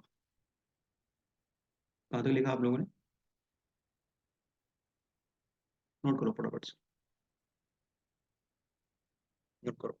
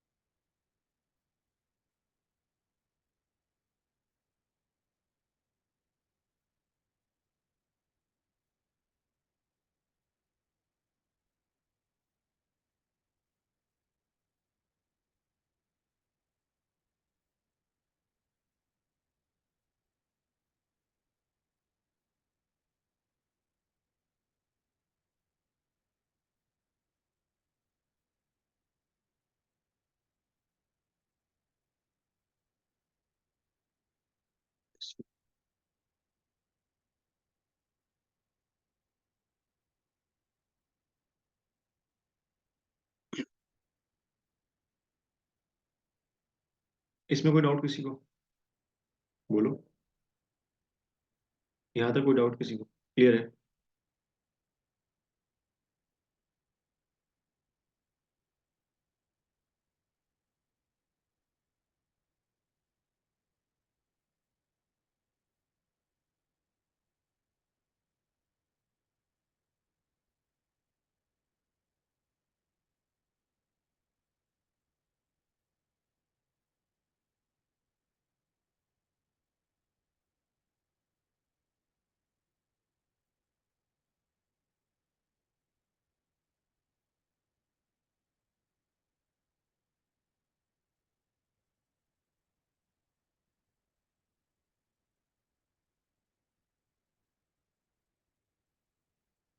डन, नोट कर लिया,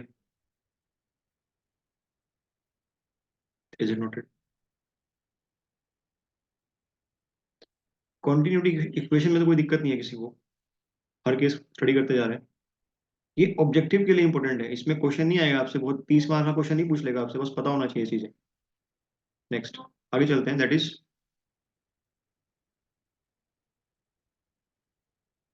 क्लास से कौन गया, Srishti. Next is unsteady. Unsteady flow के लिए कैसे लिखेंगे, अनस्टडी फ्लो के लिए कंटिन्यू कैसे लिखेंगे वो देखो जरा, चेक करो। इसमें भी कौन कौन से केस थे, जीबीयूएफ, ग्रेजुअली वेरिड अनस्टडी फ्लो, जीबीयूएफ, और क्या था, आरबीयूएफ, स्पेशली वेरिड अनस्टडी फ्लो। पहले मैं आपको इन दो का बता रहा हूँ, अनस्टेडी का मतलब क्या हुआ कि टाइम के साथ फ्लूइड की प्रॉपर्टीज क्या करेंगी, चेंज।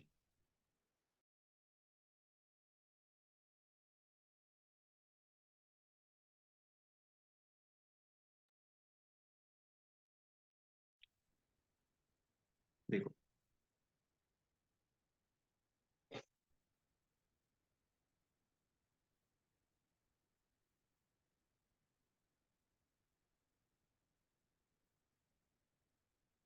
सेक्शन 1 एंड सेक्शन,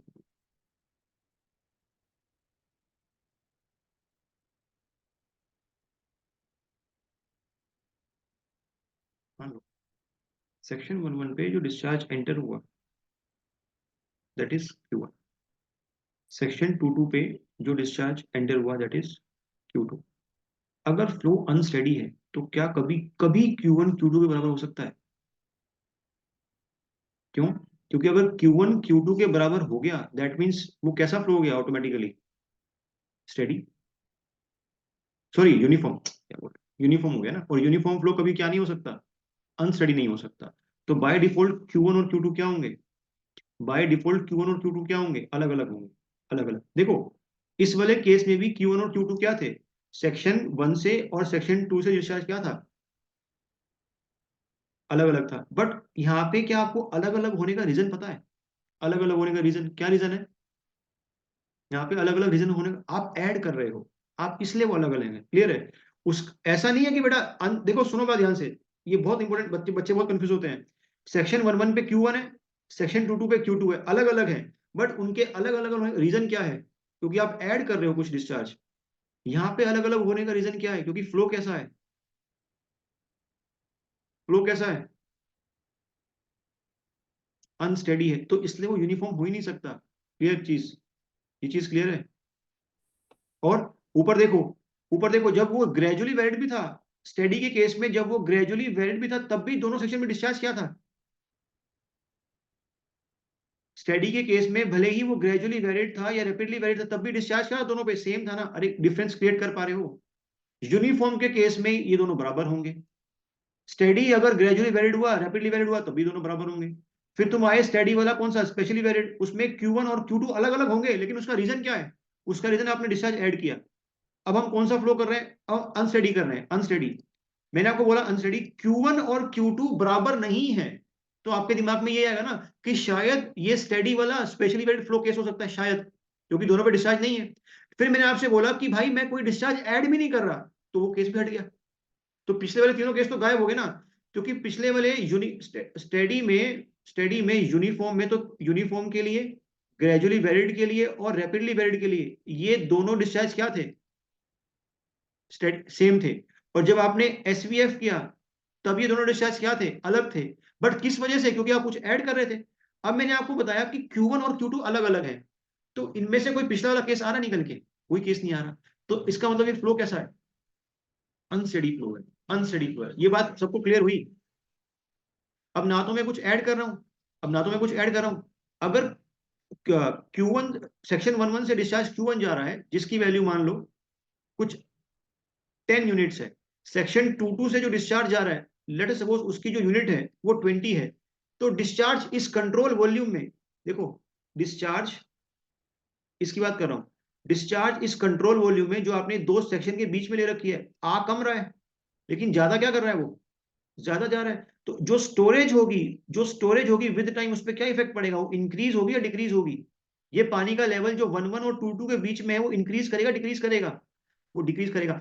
आ गया ना, पानी के टाइम के साथ चेंज हो रही है ना चीजें, बताओ ना मेरे को बेटा, डेप्थ टाइम के साथ चेंज हो रही है ना।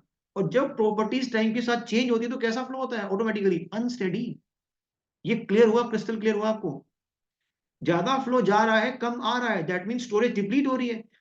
मान लो अगर एरिया कांस्टेंट भी हुआ और वाई, एरिया कांस्टेंट हुआ तो क्या हुआ, डिप्लीशन में वाई कम होगा, मतलब वाई चेंज होगा ना टाइम के साथ में, है ना।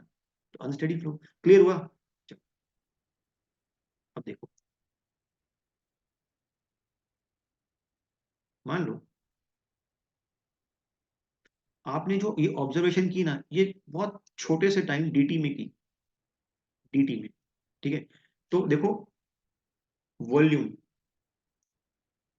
वॉल्यूम जो निकल गया कितना निकल गया, वो वॉल्यूम आया कितना था, वॉल्यूम इस कंट्रोल वॉल्यूम में वॉल्यूम आया कितना था, 10 इंटू, अरे वॉल्यूम क्या, ये पता है ना बेटा आपको, volume is equals to discharge into time, ये चीज मालूम है, ये चीज मालूम है आपको, ये तो बता रखी है यार। क्योंकि डिस्चार्ज होता ही क्या है, volume, volume per unit time तो डिस्चार्ज होता है, ठीक है।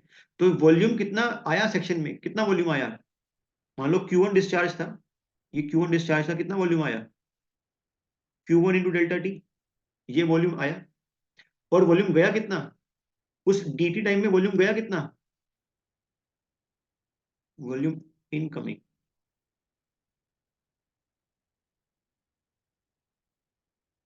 Volume leaving. तो चेंज इन वॉल्यूम कितना निकल के आया, चेंज इन वॉल्यूम कितना निकल गया, change in volume Q2 minus Q1 into delta T, ये चेंज इन वॉल्यूम है। ये चेंज इन वॉल्यूम नेगेटिव है या पॉजिटिव है, ये चेंज इन वॉल्यूम नेगेटिव है पॉजिटिव है, ये नेगेटिव है। इसका मतलब ही क्या हुआ कि स्टोरेज में आपको क्या देखने को मिलेगा, स्टोरेज में, स्टोरेज में मुझे डिक्रीज देखने को मिलेगा। अब ध्यान से देखना बात,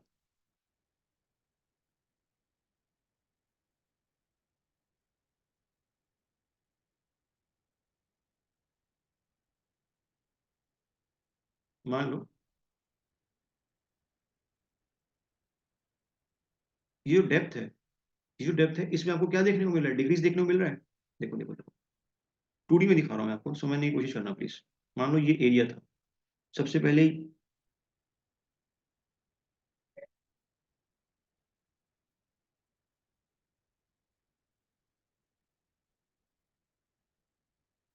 फिल करने दो,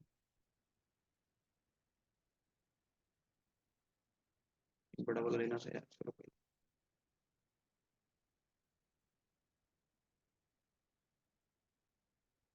ये स्टोरेज था, ठीक है। अब जब तुम अपनी कहानी को टी टाइम में स्टडी कर रहे हो, तो ये जो स्टोरेज में आपको पानी देखने को मिल रहा है रेड कलर का, ये टाइम के साथ क्या करेगा, डिक्रीज करेगा, डिक्रीज करेगा। तो depletion in storage,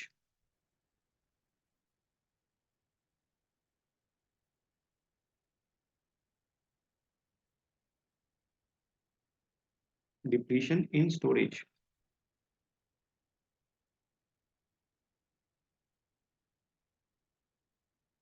will be equals to, लिख सकता हूं डी ए छोटा सा एरिया इंटू डी एक्स, अभी समझाऊंगा सारी चीजें आपको। एरिया को अगर मैं लेंथ से मल्टीप्लाई करूंगा तो मुझे वॉल्यूम मिलेगा, बात मानते हो। अगर एरिया डिक्रीज कर रहा है तो, अब सुनो बात ध्यान से, सुनो सुनो सुनो, इस चेंज को ध्यान से देखो आप, इस चेंज को ध्यान से देखो। अगर Q2, अगर ये Q2 ज्यादा हुआ Q1 से, तो ये वैल्यू आपको पॉजिटिव मिलेगी नेगेटिव मिलेगी, ये वैल्यू, सिर्फ ये वैल्यू, अरे यार, अगर Q2 Q1 से ज्यादा हो, ये नेगेटिव मिल जाएगी। अगर Q2 Q1 से ज्यादा हुआ, ये नेगेटिव मिल जाएगी। मतलब वॉल्यूम का चेंज, मान मान लो वॉल्यूम का चेंज आया 500, तो ये टर्म पॉजिटिव आएगा कि नेगेटिव आएगा, पॉजिटिव आया ना, क्योंकि Q2 बड़ा था ना बेटा, Q2 बड़ा था। अब डिप्लीशन इन स्टोरेज भी कितना होगा, डिप्लीशन, अगर मान लो वॉल्यूम में चेंज 500 है, तो डिप्लीशन भी कितना होगा स्टोरेज में। अगर वॉल्यूम में आपको चेंज, अब ये डिप्लीशन -500 होगा कि +500 होगा, अरे यार, डिप, अरे डिप्लीशन का मतलब क्या हुआ कि वॉल्यूम कम हो गई ना। वॉल्यूम देखो देखो, समझो समझो, देखो मैं आपको दोबारा से करता हूँ। देखो चेंज इन वॉल्यूम कितना था, चेंज इन वॉल्यूम था Q1 minus Q2 into delta T. यहां तक तो कोई दिक्कत नहीं है किसी को, यहां तक कोई दिक्कत नहीं है, इज इक्वल्स टू, यही चेंज इन वॉल्यूम किसके बराबर है, यही चेंज इन वॉल्यूम किसके बराबर है, depletion in storage, depletion in storage के बराबर है। अब देखो सुनो बात ध्यान से, मैं बहुत अच्छी चीज बता रहा हूं। अगर Q2 बड़ा है Q1 से, तो ये टर्म आएगी कैसी, हमेशा पॉजिटिव आएगी। लेकिन डिप्लीशन क्या होगा, नेगेटिव होगा। मतलब अगर 500 बाहर चला गया, तो इस वाले को कितना लॉस हो गया, इसको -500 का लॉस हो गया ना, ये तो बोलेंगे ना बेटा, जब 500 बाहर चला गया तो -500। इस, अब मुझे क्या करना है, मुझे मैग्नीट्यूड को कंपेयर करना है। क्या मैं 500 को -500 से कंपेयर कर दूंगा मैग्नीट्यूड वाइज, मुझे पता कि चेंज 500 का आया और वॉल्यूम में घटाव -500 हुआ होगा। तो मैं अपनी तरफ से यहाँ पे क्या लगाऊंगा, एक माइनस, ताकि ये डिप्लीशन है ना, जो आपने बोला -500 डिप्लीट हो गया, इसका मैग्नीट्यूड क्या हो जाए, बस पॉजिटिव हो जाए। ये बात समझ में नहीं आई आपको, मुझे लगता है नहीं आई। बस मैं दोबारा बताता हूँ, दोबारा बताता हूँ। हाँ बता रहा हूँ, चेंज समझ में आ गया। अगर Q2 Q1 से बड़ा होगा तो चेंज पॉजिटिव आएगा। मैं वॉल्यूम की बात नहीं कर रहा, चेंज पॉजिटिव आएगा, कि वॉल्यूम में जो भी चेंज आएगा वो पॉजिटिव आएगा। ठीक है, अब तुम एक बात बताओ, वॉल्यूम कर क्या रही है, वॉल्यूम डिक्रीज कर रही है, मतलब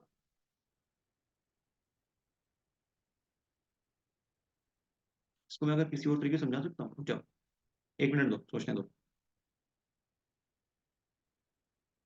देखो लेट अस सपोज यहाँ पे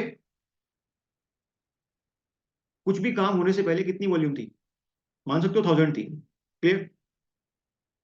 जब तुमने dt टाइम बाद ऑब्जर्वेशन की, तो यहां से जो वॉल्यूम में चेंज आया वो 200 आया। वॉल्यूम में चेंज मतलब ये चेंज, ठीक है। तो अब यहां पे स्टोरेज कितनी रह गई होगी, 800 रह गई। तो तुमने इस 800 को निकाला कैसे, इसमें क्या किया, माइनस तो किया। यही तो बोलोगे ना कि -200 का लॉस हो गया, तभी तो 800 आया। अब समझ में आई बात, यही तो बोलोगे बेटा। मतलब चेंज देखो, इस चेंज को और इस चेंज को क्या मैं इक्वेट कर सकता हूं, नहीं कर सकता ना, एक चीज पॉजिटिव में है और एक नेगेटिव में है। तो मैंने इस -200 का मैग्नीट्यूड को पॉजिटिव करने के लिए क्या लगाया, एक एक और माइनस लगाया। क्या मैं बेटा 200 को -200 के बराबर कर सकता हूं, खुद ही बताओ लॉजिकली मैग्नीट्यूड वाइज। वो अलग बात है कि मुझे -200 का लॉस हुआ, ये मैं जानता हूं बात, बट मैं -200 को 200 के बराबर तो नहीं कर सकता ना मैथमेटिकली। तो मुझे एक माइनस अपनी साइड से लगाना पड़ेगा ना। मुझे पता है कि ये, सुनो मेरी बात समझो, देखो देखो, मुझे पता है ये डिप्लीशन ऑफ स्टोरेज किस में निकल के आएगा, ये माइनस में निकल के आएगा। और ये क्वांटिटी किस में है, प्लस में है। तो क्या मैं मैग्नीट्यूड में माइनस को प्लस के बराबर कर दूं, क्योंकि ये माइनस में निकल के आएगा, इसको प्लस में करने के लिए मैंने क्या लगाया, खुद से एक माइनस साइन लगाया। अभी क्लियर है सभी को, अभी क्लियर है। अब देखो, तो Q2 minus Q1 into delta T will be equal to, depletion कितना आएगा, AX डेल्टा AX इंटू क्या। अब देखो ध्यान से सुनो, अगर मैं दोनों साइड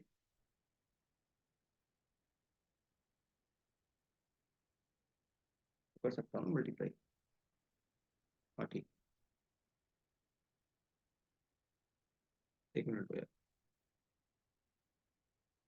अगर मैं इस साइड में डेल्टा एक्स से मल्टीप्लाई और डेल्टा एक्स से डिवाइड कर दूं, कोई दिक्कत,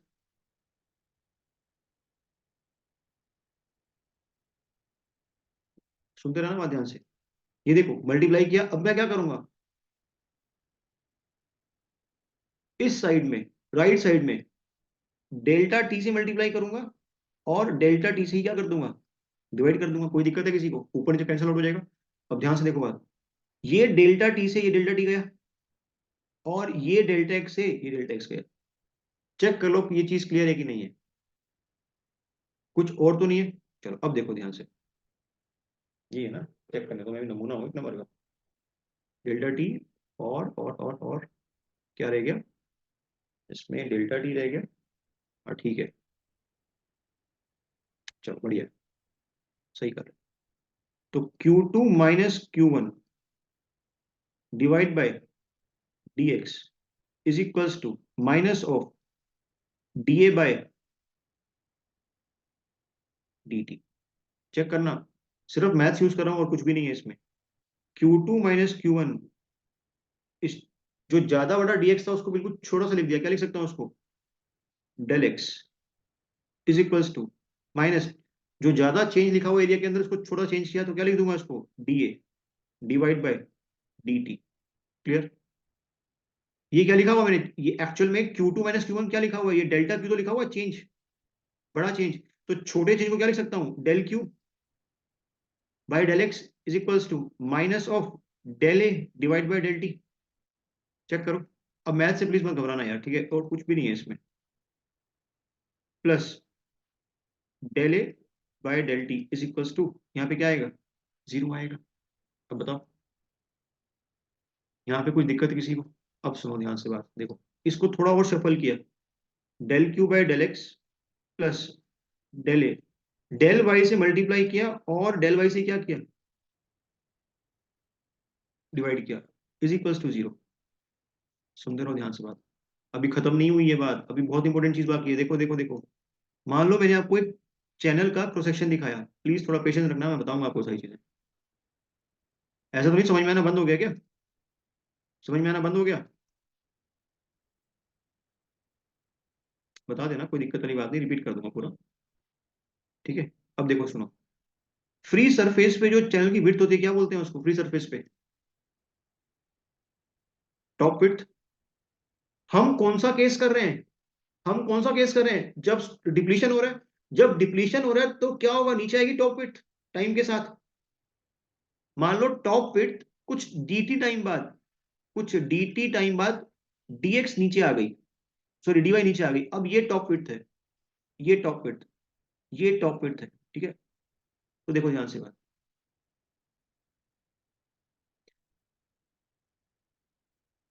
तो जो आपको एरिया में कमी दिखाई दी होगी, क्या ये एरिया कम हो गया टाइम के साथ में, ये एरिया है ना, ये एरिया कम हो गया। आपने कितना टाइम एनालाइज किया हुआ, बहुत छोटा टाइम एनालाइज किया हुआ है। तो अगर बहुत छोटा टाइम एनालाइज किया हुआ है तो जितना dt ऊपर था टॉप वेट, उतना ही dt कितना है अभी, अप्रोक्सीमेशन के लिए उतना ही नीचे है। तो ये एरिया कितना निकल के आया आपके पास में, छोटा सा एरिया कितना निकल के आया ये, अगर मैं इसे निकालना चाहूं तो क्या निकल के आएगा ये, T into T into D Y, या डी वाई को मैं डेल वाई लिख सकता हूँ, कोई दिक्कत वाली बात नहीं है। तो यहां से हमारे पास में del A by del Y क्या निकल के आया, it is equals to top width. बस इसको यहाँ पे प्लेस करना है।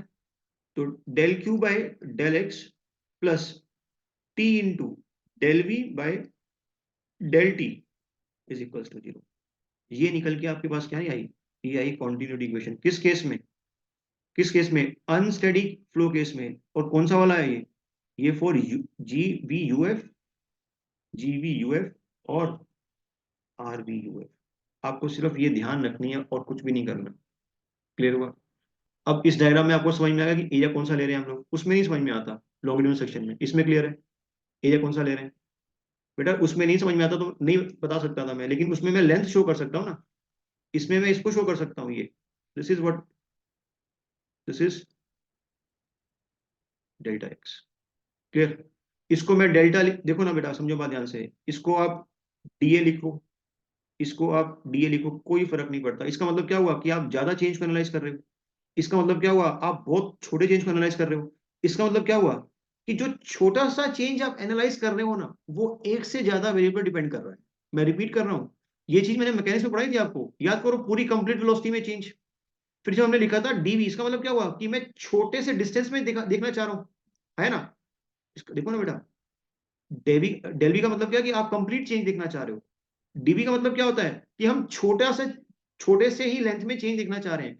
तो डेल्वी का मतलब क्या होता है, इसका मतलब ये होता है कि चेंज तो अभी, जो चेंज आप देखना चाह रहे हो वो तो अभी छोटी सी लेंथ में है, लेकिन जो वेलोसिटी है अब सिर्फ एक फंक्शन पे डिपेंड नहीं कर रही है।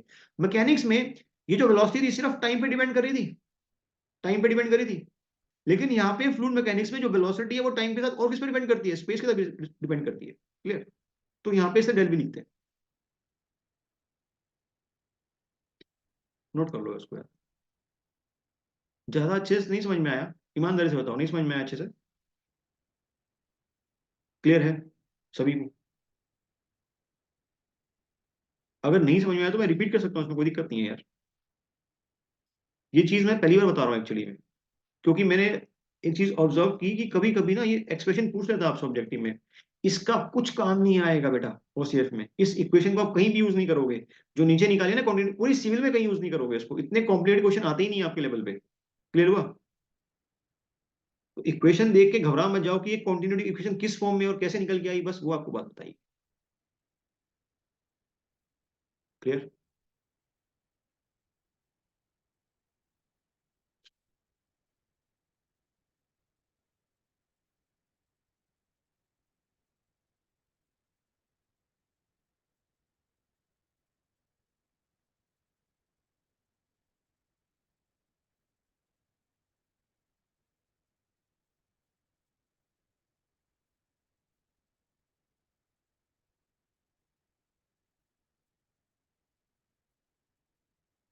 मेन तो ये था ना कि आपको माइनस का समझ में आया कि मैंने माइनस क्यों लगाया अलग से, वो मेन चीज थी। क्योंकि हम क्या कंपेयर कर रहे हैं, हम मैग्नीट्यूड कंपेयर कर रहे हैं, तो आपको खुद से एक माइनस साइन लगाना पड़ेगा ताकि दोनों टर्म्स क्या हो जाए। और ये शायद जो मैंने कॉन्टिन्यूटी इक्वेशन एफएम में ड्राइव की थी ना, वहां भी चीज मैंने आपको बताई थी, वहां भी हमने माइनस लगाया था एक।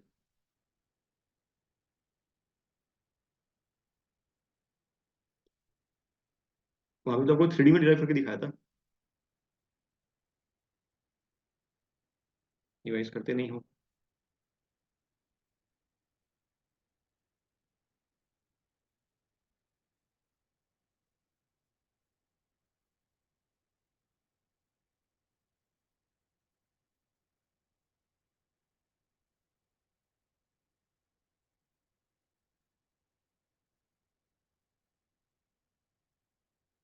एक क्वेश्चन दिमाग में आ रहा है कि सर अगर Q1 ज्यादा हो गया तो, एक क्वेश्चन दिमाग में आ रहा है कि सर अगर Q1 ज्यादा हो गया तो इस इक्वेशन में क्या चेंज आएगा।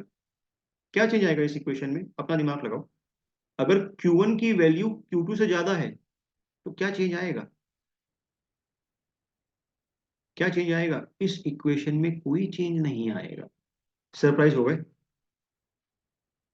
कैसे नहीं आएगा, मैं बताता हूं कैसे नहीं आएगा, सुनो बात ध्यान से। मैं बताता हूं ना, अगर Q1 ज्यादा है Q2 से तो ये टर्म क्या होगी, ये टर्म क्या होगी, नेगेटिव होगी। नेगेटिव। अगर Q1 ज्यादा है तो वॉल्यूम ऐड कर रहे हो या डिप्लीट कर रहे हो, वॉल्यूम ऐड कर रहे हो। अगर वॉल्यूम ऐड कर रहे हो तो ये जो टर्म निकल के आएगी, ये नेगेटिव निकल के आएगी, पॉजिटिव निकल के आएगी। पॉजिटिव। तो क्या यहाँ पे एक नेगेटिव साइन लगाओगे फिर इसको पॉजिटिव करने के लिए। क्लियर हुआ। अरे है ना। तो ये वाला जो यहाँ पे नेगेटिव आया, इसको उठा के यहाँ ले जाऊंगा तो सेम इक्वेशन नहीं बन जाएगी।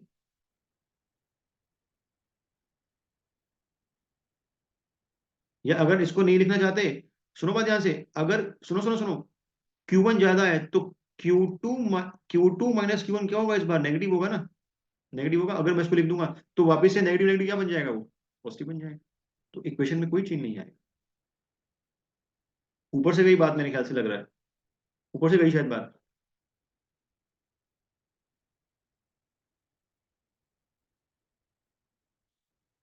नोट करो।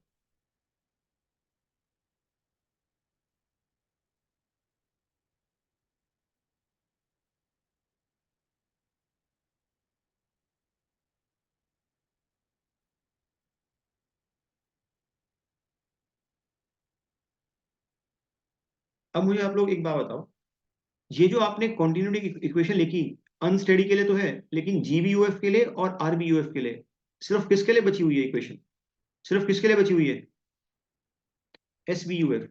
एसबीयूएफ में फ्लो तो अभी भी कैसा रहेगा, अभी भी अनस्टेडी रहेगा। लेकिन उसमें क्या होता है टाइम के साथ में, डिस्चार्ज का एडिशन या सब्ट्रैक्शन सब्ट्रैक्शन होता है। तो उसको तो बड़े आराम से समझ सकते हो। देखो ध्यान से बात, इतनी इक्वेशन सेम रहेगी, इतनी इक्वेशन सेम रहेगी। बस यहाँ पे जीरो की जगह क्या होगा इस बार, कुछ एडिशन कर दोगे। तो for S V U F कुछ भी नहीं करना, सिर्फ इसको याद रखना, बस कुछ भी नहीं है इसमें। For S U V F क्या इक्वेशन आएगी, del Q by del X plus T is equals to plus minus, यहाँ पे क्यू लिख सकता हूँ या क्यू इंटू डी एक्स लिखूंगा, बताओ एनीवन इन द क्लास क्या लिखूंगा। ये क्यू आएगा कि क्यू इंटू डी एक्स आएगा, सिर्फ क्यू आएगा। इसके यूनिट्स चेक करो, इसके यूनिट्स चेक करो, इट इज डिस्चार्ज पर यूनिट लेंथ। और क्यू के भी यूनिट क्या होते हैं, ये क्यू खुद क्या होता है बेटा, डिस्चार्ज पर unit length, Q by L check करो। तो ध्यान रखना ये इक्वेशन अगर आ जाए तो आराम से टिक करोगे। अब सिर्फ एक बार अगर पढ़ रखी है तो कोई दिक्कत वाली बात नहीं है। क्लियर। और यहाँ पे टी क्या है, दिस टी है टॉप विथ। मैं कल इस पे एक क्वेश्चन कराऊंगा आपको, ताकि आपको समझ में आए कि हम कर क्या रहे हैं एक्चुअल में। और ये क्यों है,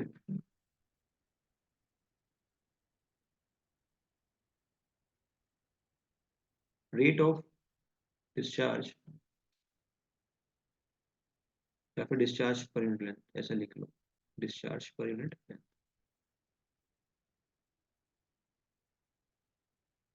डिस्चार्ज पर यूनिट।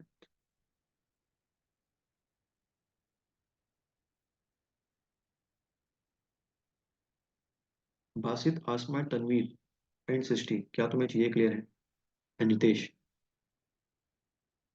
ऐसा तो नहीं है कि कुछ रटना पड़ रहा है आपको। देखो थोड़ी बहुत चीजें हो सकता है कि नहीं लगे आपको ना, एक बार रिवाइज करोगे तो समझ में आ जाएगा।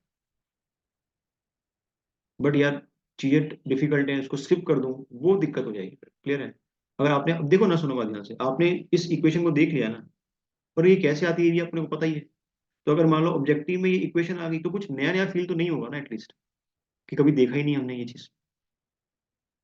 तो जब हम सब कुछ कर लेते हैं ना, मतलब जितना रिक्वायर्ड है, तो हमें कॉन्फिडेंस रहता है कि हमें कुछ छूटा नहीं है अभी। तो मैं कोशिश कर रहा हूँ पूरी। ठीक है, बस आपको ये ध्यान रखना है और कुछ भी नहीं करना। क्योंकि मान लो अगर मैं इसको, देखो टफ है, नो डाउट इजी नहीं है, टफ है। अगर मैं इसको छुड़वाता और आप किसी शॉर्ट नोट्स में देखते, तो वहां पे एक तो आपका मुझ पे ट्रस्ट ब्रेक हो जाता, और दूसरा खुद पे, सबसे बड़ी बात, खुद पे कॉन्फिडेंस लूज हो जाता कि हमने ये चीज छोड़ रखी है यार, अगर ये एग्जाम में आ गई तो। क्लियर? नोटेड?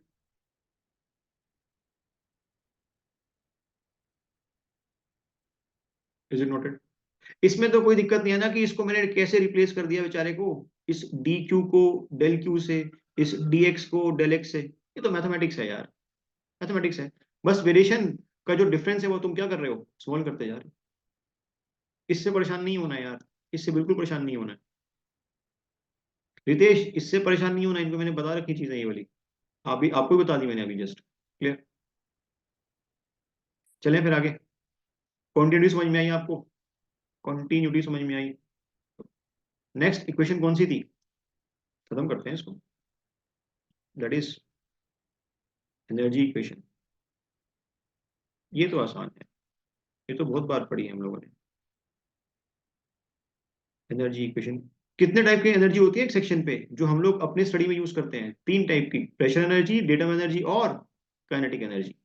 लेकिन हम उसको किस फॉर्म में लिखते हैं? एनर्जी पर यूनिट वेट की फॉर्म में लिखते हैं ना, हेड की फॉर्म में, हाइट की फॉर्म में। तो it is based on conservation of energy. It is based on, it is based on conservation of energy. देखो क्या कहना चाह रहा है इसमें, इसमें कुछ राहत मिलेगी क्योंकि आसान है।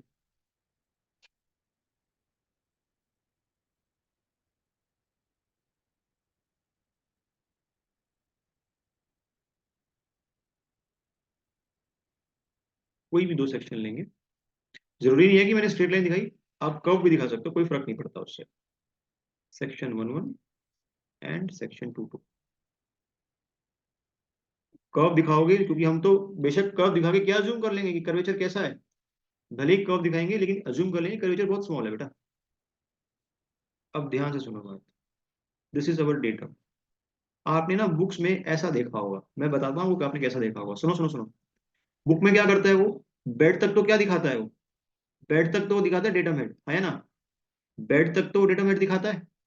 उसके बाद बेड से लेके फ्री सरफेस तक वो क्या दिखाता है? Pressure head. कभी भी देख लेना बुक में, स्टैंडर्ड बुक्स में ऐसे ही होगा आपके पास, प्रेशर हेड। और इस प्रेशर हेड के ऊपर वो क्या दिखाता है? इस प्रेशर हेड के ऊपर दिखाता है वो काइनेटिक हेड। अब ध्यान से बात समझो, उसने इस सेक्शन पे एक पॉइंट पे क्यों नहीं दिखाया? अब मुझे पता है ना बेटा, मैं कोई भी पॉइंट लूं, A point, B point, C point, D point, ये टोटल जो pressure head plus datum head है, इसकी वैल्यू क्या है? कांस्टेंट है। इसीलिए वो एक पॉइंट पे कभी नहीं दिखाता आपको, बस ये बोल देगा ये प्रेशर हेड है, ये डेटम हेड है। वो तो चेंज हो जाएगा ना अलग अलग पॉइंट। जैसे मान लो मैं इस ये डी पॉइंट पे लूंगा, मान लो, इसको देखो, ये बेड पे पॉइंट है, बेड के लिए, इसको मैंने ई पॉइंट किया। ई पॉइंट के लिए तो एकदम करेक्ट है, वो डेटम हो गया, वो प्रेशर हो गया। लेकिन अगर मान लो मुझे इस डी पॉइंट के लिए शो करना है, तो डी पॉइंट के लिए जो डेटम हेड है वो तो यहां तक आएगा ना, तो यहां तक आएगा। और इसके बाद जो प्रेशर हेड है वो यहां तक आएगा। लेकिन उससे क्या फर्क पड़ता है, अगर मुझे ई का पता है तो डी का तो मुझे पता ही है, से कांस्टेंट है चीजें, इसलिए वो ऐसा काम करता है। ठीक है? समझ में आई बात आपको बेटा? क्लियर है? तो ये हमारे पास में क्या है, दिस इज जेड। इसलिए वो कभी जेड ए जेड भी नहीं लिखता, वो सिर्फ जेड लिखता है। और यहाँ पे क्या आएगा, that is P by gamma. और ये कौन सा हेड है, kinetic head V square by 2g। ठीक है, क्या बोलते हैं इसको, काइनेटिक हेड।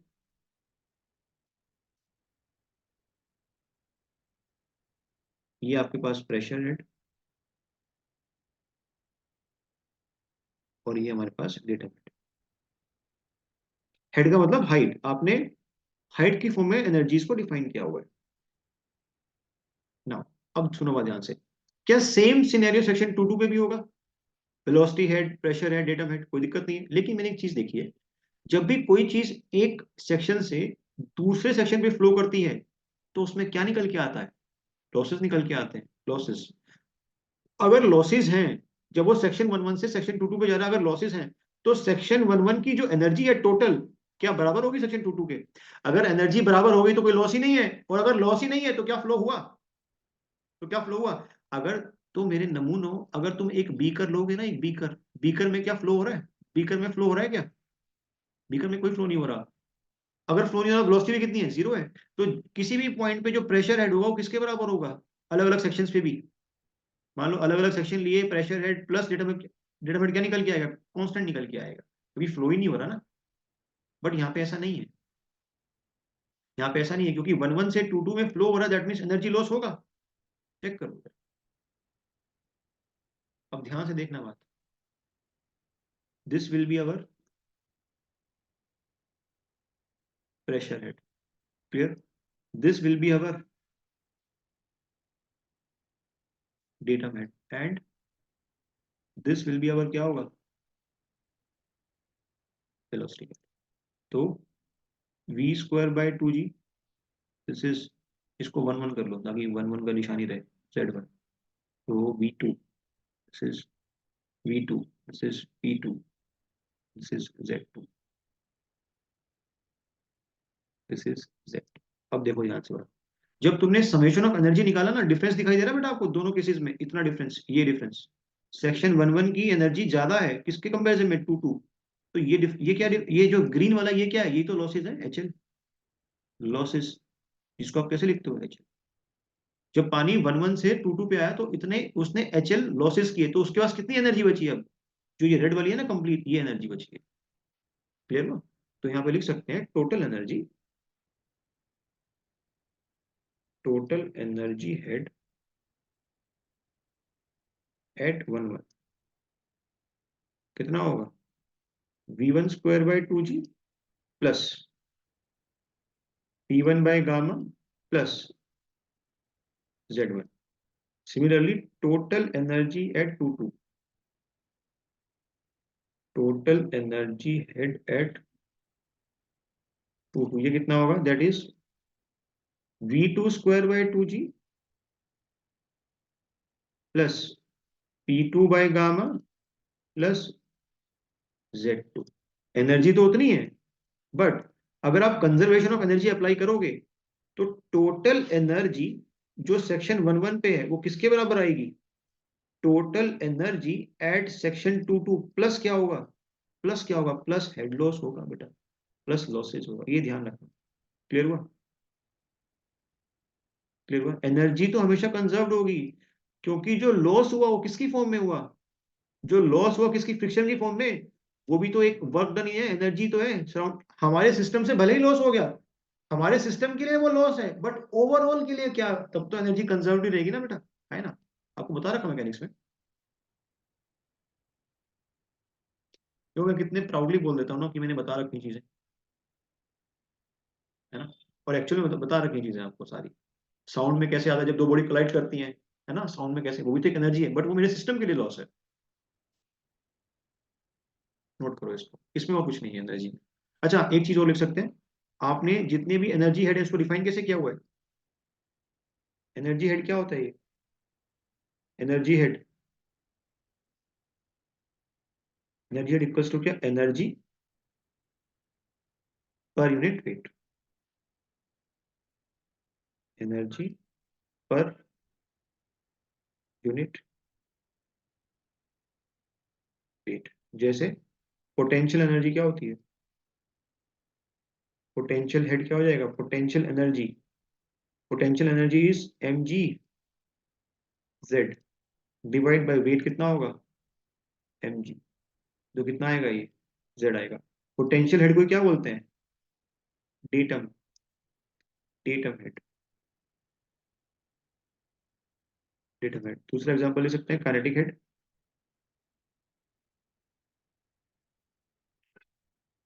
काइनेटिक हेड, इसी को क्या बोलते हैं, वेलोसिटी हेड भी बोलते हैं, क्योंकि काइनेटिक एनर्जी किसके कारण होती है, वेलोसिटी के कारण। काइनेटिक एनर्जी क्या होती है, हाफ एम वी स्क्वायर, इसको डिवाइड किससे करोगे, वेट से, कितना वेट है, mg, तो क्या आएगा आपके पास, वी स्क्वायर बाय 2g। फिर सेम चीज आप प्रेशर के लिए कर सकते हो, कोई दिक्कत वाली बात नहीं। पहले प्रेशर को एनर्जी में कन्वर्ट करोगे, उसको फिर डिवाइड करोगे किससे, mg से।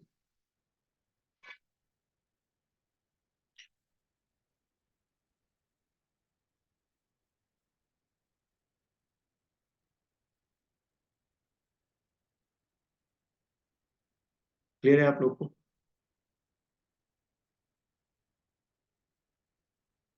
मोमेंटम इक्वेशन अभी करनी है, कल करनी है, बताओ फटाफट, अभी करा दो, खत्म करें इसको, या कल करना है, जो आप लोग बोलो, जल्दी बोलो। अरे कुछ तो बोलो, आपस में डिस्कस कर रहे हो, चलो खत्म करते हैं। नेक्स्ट, ये नोट कर लिया आप लोगों ने, ये नोट कर लिया।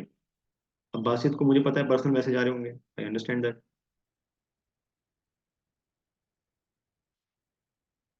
नोट कर लिया, इज इन नोटेड। तुम्हें साफ सूंघ गया क्या।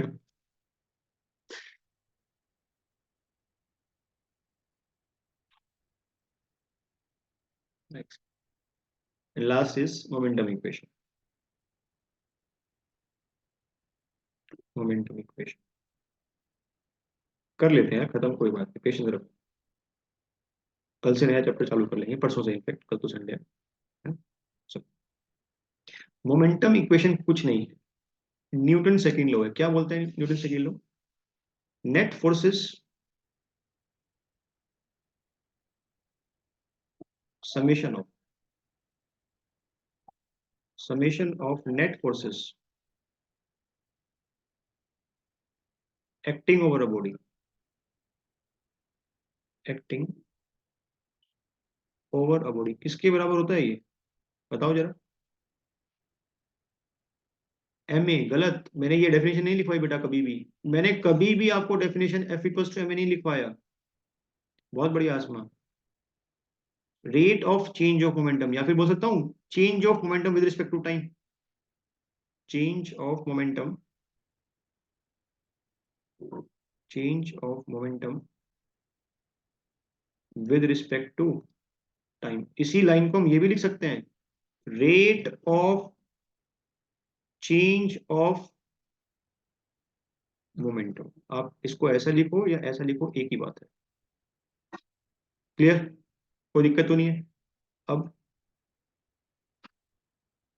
व्हाट इज नेट फोर्स, मान लो summation of F net is equals to, let us suppose इसकी जो फाइनल वेलोसिटी है दैट इज v2, मास तो कांस्टेंट है, तो कितना आएगा momentum, m into v2 final momentum, minus initial momentum m into v1। ये क्या निकल गया यार, ये निकल गया है चेंज। लेकिन आपको इस चेंज को किसके रिस्पेक्ट में स्टडी करना है, टाइम के रिस्पेक्ट में, टाइम के रिस्पेक्ट में, प्लीज ध्यान रखना, विद रिस्पेक्ट टू टाइम। तो F net is equals to m v two by t minus m v one by t. ये तो बेसिक इक्वेशन है जो मुझे यूज करनी है अपने ओपन चैनल के लिए। अब कैसे यूज करनी है उसको देखो ध्यान से, ये तो हमने पढ़ रखा है, इसको आप अप्लाई करना है, चेक करो देखो।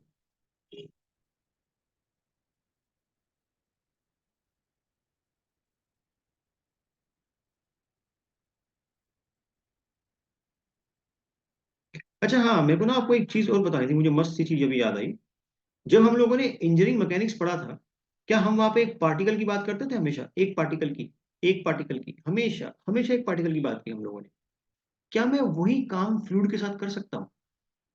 कर तो सकता हूँ, कर तो सकता हूँ बेटा, कोई दिक्कत नहीं है। मान लो मैंने एक फ्लूइड पार्टिकल को यहाँ पे पकड़ लिया और इसको मैं ट्रेस कर रहा हूँ, जहां जहां जा रहे हैं, इसकी वेलोसिटी, इसकी एक्सेलरेशन, है ना। लेकिन बहुत डिफिकल्ट नहीं हो जाएगा? क्यों? हो सकता है कि मैं इस पार्टिकल को खो दूं पानी के साथ, ये अपनी आइडेंटिटी चेंज कर ले। कुछ भी हो सकता है ना। जैसे मान लो एक गली में से एक गाड़ी जा रही है, क्या गाड़ी अपनी टाइम के साथ शेप चेंज कर सकती है? नहीं ना। मतलब वो अपनी आइडेंटिटी लूज नहीं करती ना। फ्लूइड पार्टिकल क्या कर सकता है टाइम के साथ में? अपनी शेप चेंज कर सकता है, अपनी आइडेंटिटी लूज कर सकता है। तो उसको ट्रैक कर पाना डिफिकल्ट होता है, डिफिकल्ट। और एक और डिफरेंस भी क्या है, देखो बात समझो ध्यान से। फ्लूइड तो एक सेक्शन से कंटिन्यू फ्लो करता है। जैसे मान लो एक सेक्शन है, ये लिया सेक्शन 1 1, तो फ्लूइड तो कंटिन्यूअसली फ्लो कर रहा है ना, यहाँ से पानी तो बहता जा रहा है ना। लेकिन एक कार है जो, अगर मान लो एक सेक्शन से पास कर गई, तो मेरे लिए सेक्शन वो रह जाएगा सिग्निफिकेंट वाला। अब तो मैं अलग अलग सेक्शन में जाऊंगा ना जहां से वो कार पास कर रही है। नहीं बात समझ पा रहे हो? ये आपको नहीं बताएगा कोई। सुनो बात ध्यान से, मैं दोबारा बता रहा हूँ। मान लो कोई गाड़ी इस सेक्शन से पास करी, और मैं इस गाड़ी को सिर्फ स्टडी कर रहा हूं, तो कुछ टाइम बाद क्या ये सेक्शन मेरे लिए रेलिवेंट रह जाएगा? नहीं ना, क्योंकि गाड़ी तो आगे चली गई ना बेटा।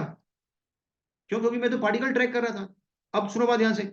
अगर ऐसे ही मैं फ्लूइड का एक पार्टिकल ट्रैक करूं, मान लो ये पार्टिकल यहां पहुंचा, कुछ टाइम बाद इस पार्टिकल अलग सेक्शन पे होगा, मान लो यहां पे आ गया। तो अब जब मैं पार्टिकल की स्टडी कर रहा हूं, तो कुछ टाइम बाद वापिस से क्या मेरे लिए ये सेक्शन रेलिवेंट रह गया? नहीं ना। क्या मैं फ्लूइड मैकेनिक्स में पार्टिकल को ट्रेस करता हूं क्या?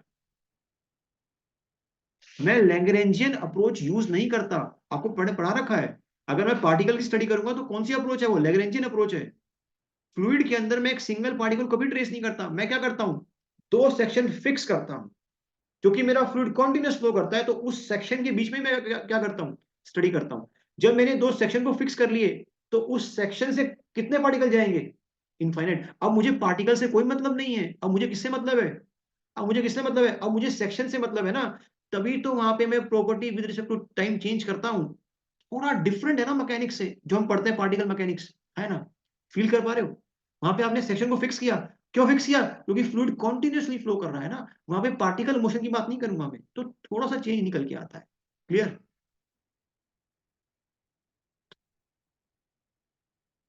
तो यहाँ पे मैं क्या करूंगा? मुझे स्टडी तो करनी है, इक्वेशन तो अप्लाई करनी है। तो पार्टिकल लूंगा, एक सेक्शन लूंगा, दो सेक्शन के बीच में वॉल्यूम लूंगा, कंट्रोल वॉल्यूम।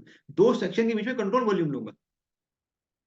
देखो, let us take two sections. This is my section 1 1।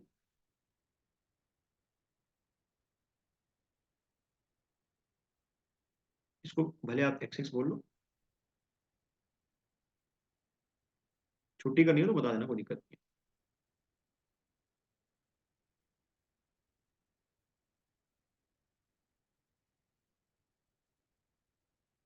And this is our section 2 2। 2 2 बोलो या वाई वाई बोलो, ठीक है। This is y y. क्योंकि फ्लूइड कॉन्टिन्यूस फ्लो कर रहा है, तो मैं एक कंट्रोल वॉल्यूम फिक्स करूंगा। अब ये मेरी कंट्रोल वॉल्यूम है, ध्यान रखना। This is our control volume. जो भी एनालिसिस करूंगा मैं इस कंट्रोल वॉल्यूम में करूंगा। इस कंट्रोल वॉल्यूम में इनफाइनाइट पार्टिकल्स आएंगे एक्स एक्स के थ्रू, और इनफाइनाइट पार्टिकल्स ही क्या करेंगे? वाई वाई के थ्रू चले भी जाएंगे। बट मुझे उन इनफाइनाइट पार्टिकल से कोई मतलब नहीं है। यही बात समझ बेटा।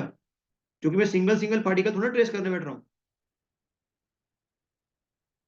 क्लियर? मुझे फ्लूइड इस कंट्रोल वॉल्यूम से मतलब, इसको क्या बोलते हैं?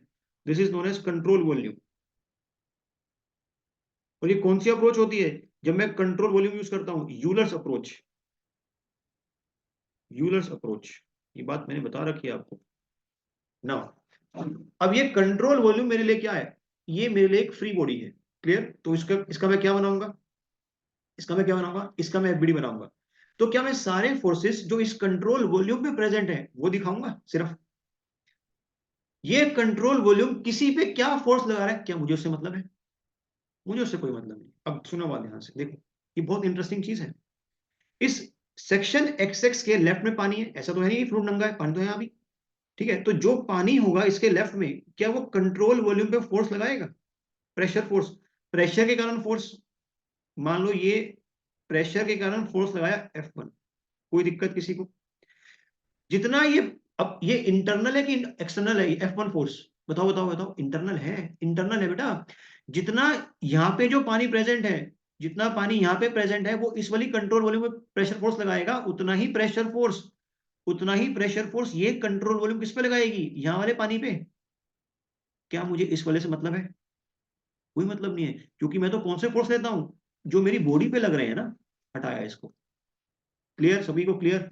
नाउ इस वाई वाई के राइट में भी फ्लूइड प्रेजेंट है, तो ये कंट्रोल वॉल्यूम क्या करेगा? एक फोर्स लगाएगा F2 राइट वाले फ्लूइड पे, उतना ही राइट वाला फ्लूइड क्या करेगा? फोर्स लगाएगा कंट्रोल वॉल्यूम पे, F2 पे। F2 पे मैं कौन सा शो करूंगा, 1 या 2? मैं 2 शो करूंगा। आपने जितने भी बुक्स देखे होंगे, क्या आपको हमेशा ऐसा दिखाई देता था? ऐसे P लग रहा है लेफ्ट और ऐसे वाई, सॉरी, पॉजिटिव में F1 लग रहा है और ऐसे F2 लग रहा है। अभी ये कहानी क्लियर हुई कि ऐसा क्यों होता था। वैसे ही बात मैं FM में कर चुका हूं आपके साथ में।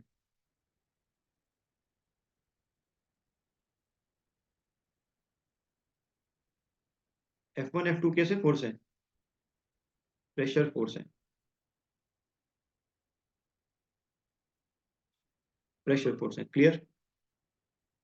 नाउ इस कंट्रोल वॉल्यूम पे और कौन सा फोर्स लग रहा है? देखो ध्यान से बात, इसका कुछ मास होगा, इस कंट्रोल वॉल्यूम में कुछ ना कुछ मास होगा। Bed slope let us suppose making an angle theta, mass हमेशा कनेक्ट करता है वर्टिकल डाउनवर्ड। तो इसका कंपोनेंट एक फ्लो के अलोंग में आएगा और एक कंपोनेंट आएगा बेड के अलोंग में, बेड के 90 डिग्री। ये कितना एंगल होगा? This angle is theta. तो अगर ये mg है, तो this will B mg sin theta and this will B mg cos theta. Clear? अब जब फ्लूइड फ्लो कर रहा है, तो उसके बीच में और बेड के बीच में क्या जनरेट होगा? फ्रिक्शन। फ्लूइड बेड को क्या बोलेगा? मेरे साथ चलो आगे। और बेड क्या बोलेगा? रुक भाई। तो मैं फ्रिक्शन का जो डायरेक्शन है इस कंट्रोल वॉल्यूम पे, फॉरवर्ड दिखाऊं या बैकवर्ड दिखाऊं? बैकवर्ड दिखाऊंगा, बहुत बढ़िया। जो फ्रिक्शन दिखाऊंगा वो कैसा दिखाऊंगा? वो बैकवर्ड दिखाऊंगा बेटा।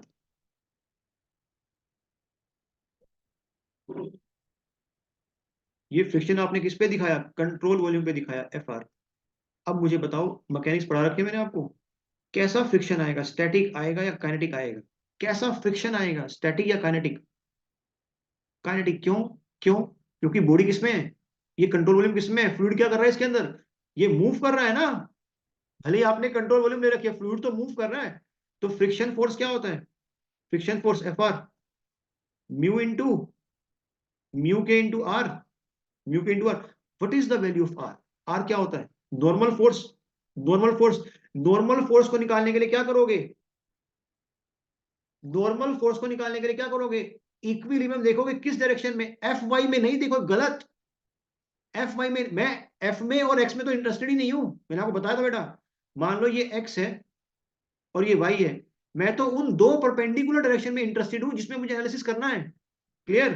तो क्या ये नॉर्मल रिएक्शन वाई में आएगा क्या? जो नॉर्मल रिएक्शन आएगा वाई में, बेटा नॉर्मल का मतलब क्या होता है? परपेंडिकुलर। परपेंडिकुलर जब मैं इस कंट्रोल वॉल्यूम पे रिएक्शन फोर्स दिखाऊंगा तो ये नहीं आएगा कि, चेक करो रिएक्शन डायरेक्शन इसका, देखो चेक करो, ये आएगा R1। तो ये R किसके बराबर आएगा? mg cos थीटा के। तो यहाँ R किसके बराबर आया? mg cos theta. तो फ्रिक्शन फोर्स क्या निकल के आया? Friction force equals to mu into mg into cos theta. ये बात सबको क्लियर है? सभी के लिए क्लियर है? सारे फोर्स कर लिए हम लोगों ने, कोई दिक्कत तो नहीं किसी को? सारे फोर्स देख लिए, कोई दिक्कत तो नहीं किसी को? बताओ यार। अब मैं क्या कर रहा हूं, इस डायरेक्शन में फोर्सेस को पॉजिटिव लिख रहा हूं। आप कोई भी ले सकते हो।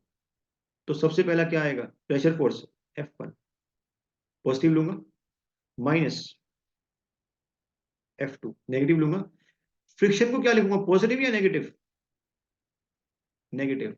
और इस वेट को positive, mg sin theta will be equal to क्या? mv2 t minus M V1T। बोलो बोलो बोलो बोलो बोलो भैया, ये V2 V1 क्या है? What is V2? Velocity at, कौन सी वेलोसिटी? इसका नाम है स्पेशल। इस वेलोसिटी का नाम, तुम पूरे सेक्शन के लिए एक वेलोसिटी की बात कर रहे हो बेटा। कौन सी velocity? Average velocity. Average velocity at Y, at Y. और V1 क्या है? Average velocity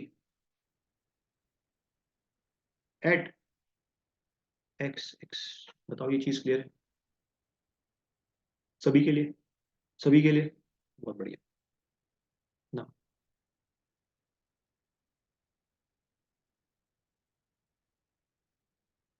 F1 minus F2 minus FR की वैल्यू पुट कर सकता हूँ, mu into mg cos theta plus mg sine theta is equals to, मैं mass को क्या लिख सकता हूँ? मास को वॉल्यूम इंटू डेंसिटी लिख सकता हूँ। मास को density into volume into velocity at 2 divide by time minus density into volume into velocity divide by time. What is volume, sorry volume, what is volume per unit time? क्या होता है volume per unit time? क्या होता है भाई? Discharge.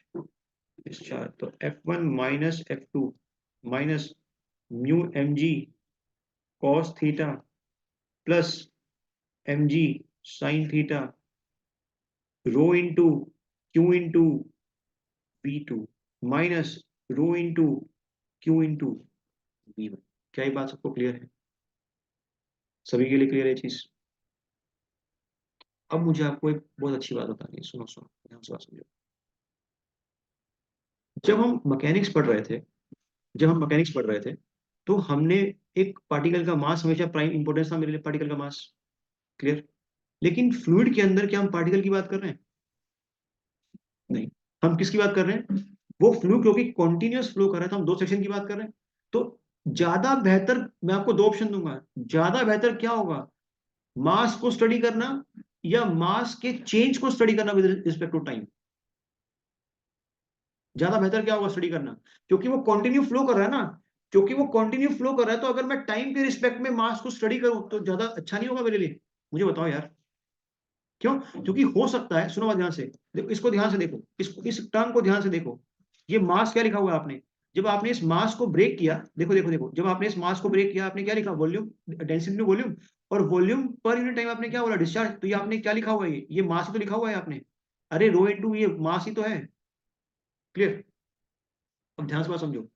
अगर मास को study ना करके मैं मास पर यूनिट टाइम को स्टडी करूंगा तो ज्यादा अच्छा नहीं रहेगा मेरे लिए, बताओ? क्योंकि डिस्चार्ज देखो ना, अगर अगर मैं इस टर्म को, देखो देखो देखो, ये बहुत इंपॉर्टेंट चीज है, ध्यान से सुनो बात। देखो, ये आपने क्या लिखा हुआ है? ये मास लिखा हुआ है आपने, मास। तो मास में लिखा हुआ है वॉल्यूम पर यूनिट टाइम क्या होता है? डिस्चार्ज। और दो सेक्शन, दो अलग अलग सेक्शन में डिस्चार्ज चेंज हो सकता है ना, डिस्चार्ज चेंज हो सकता है ना बेटा। तो मैं मास को ना लिख के अगर मैं मास पर यूनिट टाइम स्टडी करूं तो ज्यादा सही है ना एनालिसिस करना।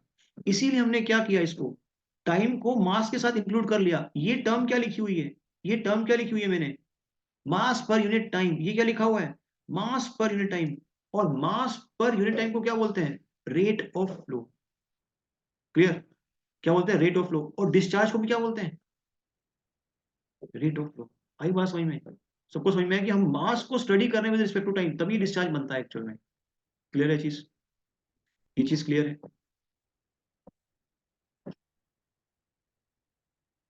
इसको नोट करो, बाकी कल करते हैं। समझ में आया आपको? थोड़ा इंटरेस्टिंग लगा ये चीज? शायद बोरिंग हो सकता है मे बी।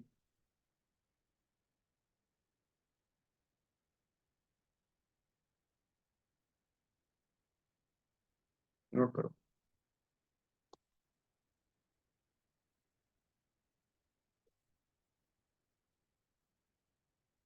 तो ये चीज क्या है? What is this? What is this? ये है मास पर यूनिट टाइम। मास, अब आपको समझ में आया कि नहीं कि मैं मास को स्टडी ना करके मास पर यूनिट टाइम को क्यों स्टडी करना चाहता हूँ? क्योंकि मास पर यूनिट टाइम स्टडी करने से क्या मिल जाएगा मेरे को? क्या मिल जाएगा मेरे को? मुझे डिस्चार्ज मिल जाएगा ना। मैं डिस्चार्ज, देखो मास पर यूनिट टाइम पर स्टडी करने का मतलब ही क्या है? मैं किसकी स्टडी कर रहा हूँ? क्योंकि डेंसिटी ऑफ कांस्टेंट क्या है? आपने अज्यूम कर रखा कि फ्लो इनकम्प्रेसिबल है, तो डेंसिटी ऑफ कांस्टेंट है। तो मास को स्टडी ना करके मैं इनडायरेक्टली किसको स्टडी कर रहा हूँ? डिस्चार्ज को। डिस्चार्ज को, तो मास की तो बात ही खत्म होगी ना बेटा। अरे ये कांस्टेंट है, वॉल्यूम पर यूनिट क्या टाइम क्या होता है, डिस्चार्ज होता है ना। तो मैं आराम से बोल दूं कि अगर मैं डिस्चार्ज का मुझे पता है सेक्शन वाई वाई पे और एक्स एक्स पे, मुझे मास पता है, मास फ्लो रेट, क्या फर्क पड़ता है उससे?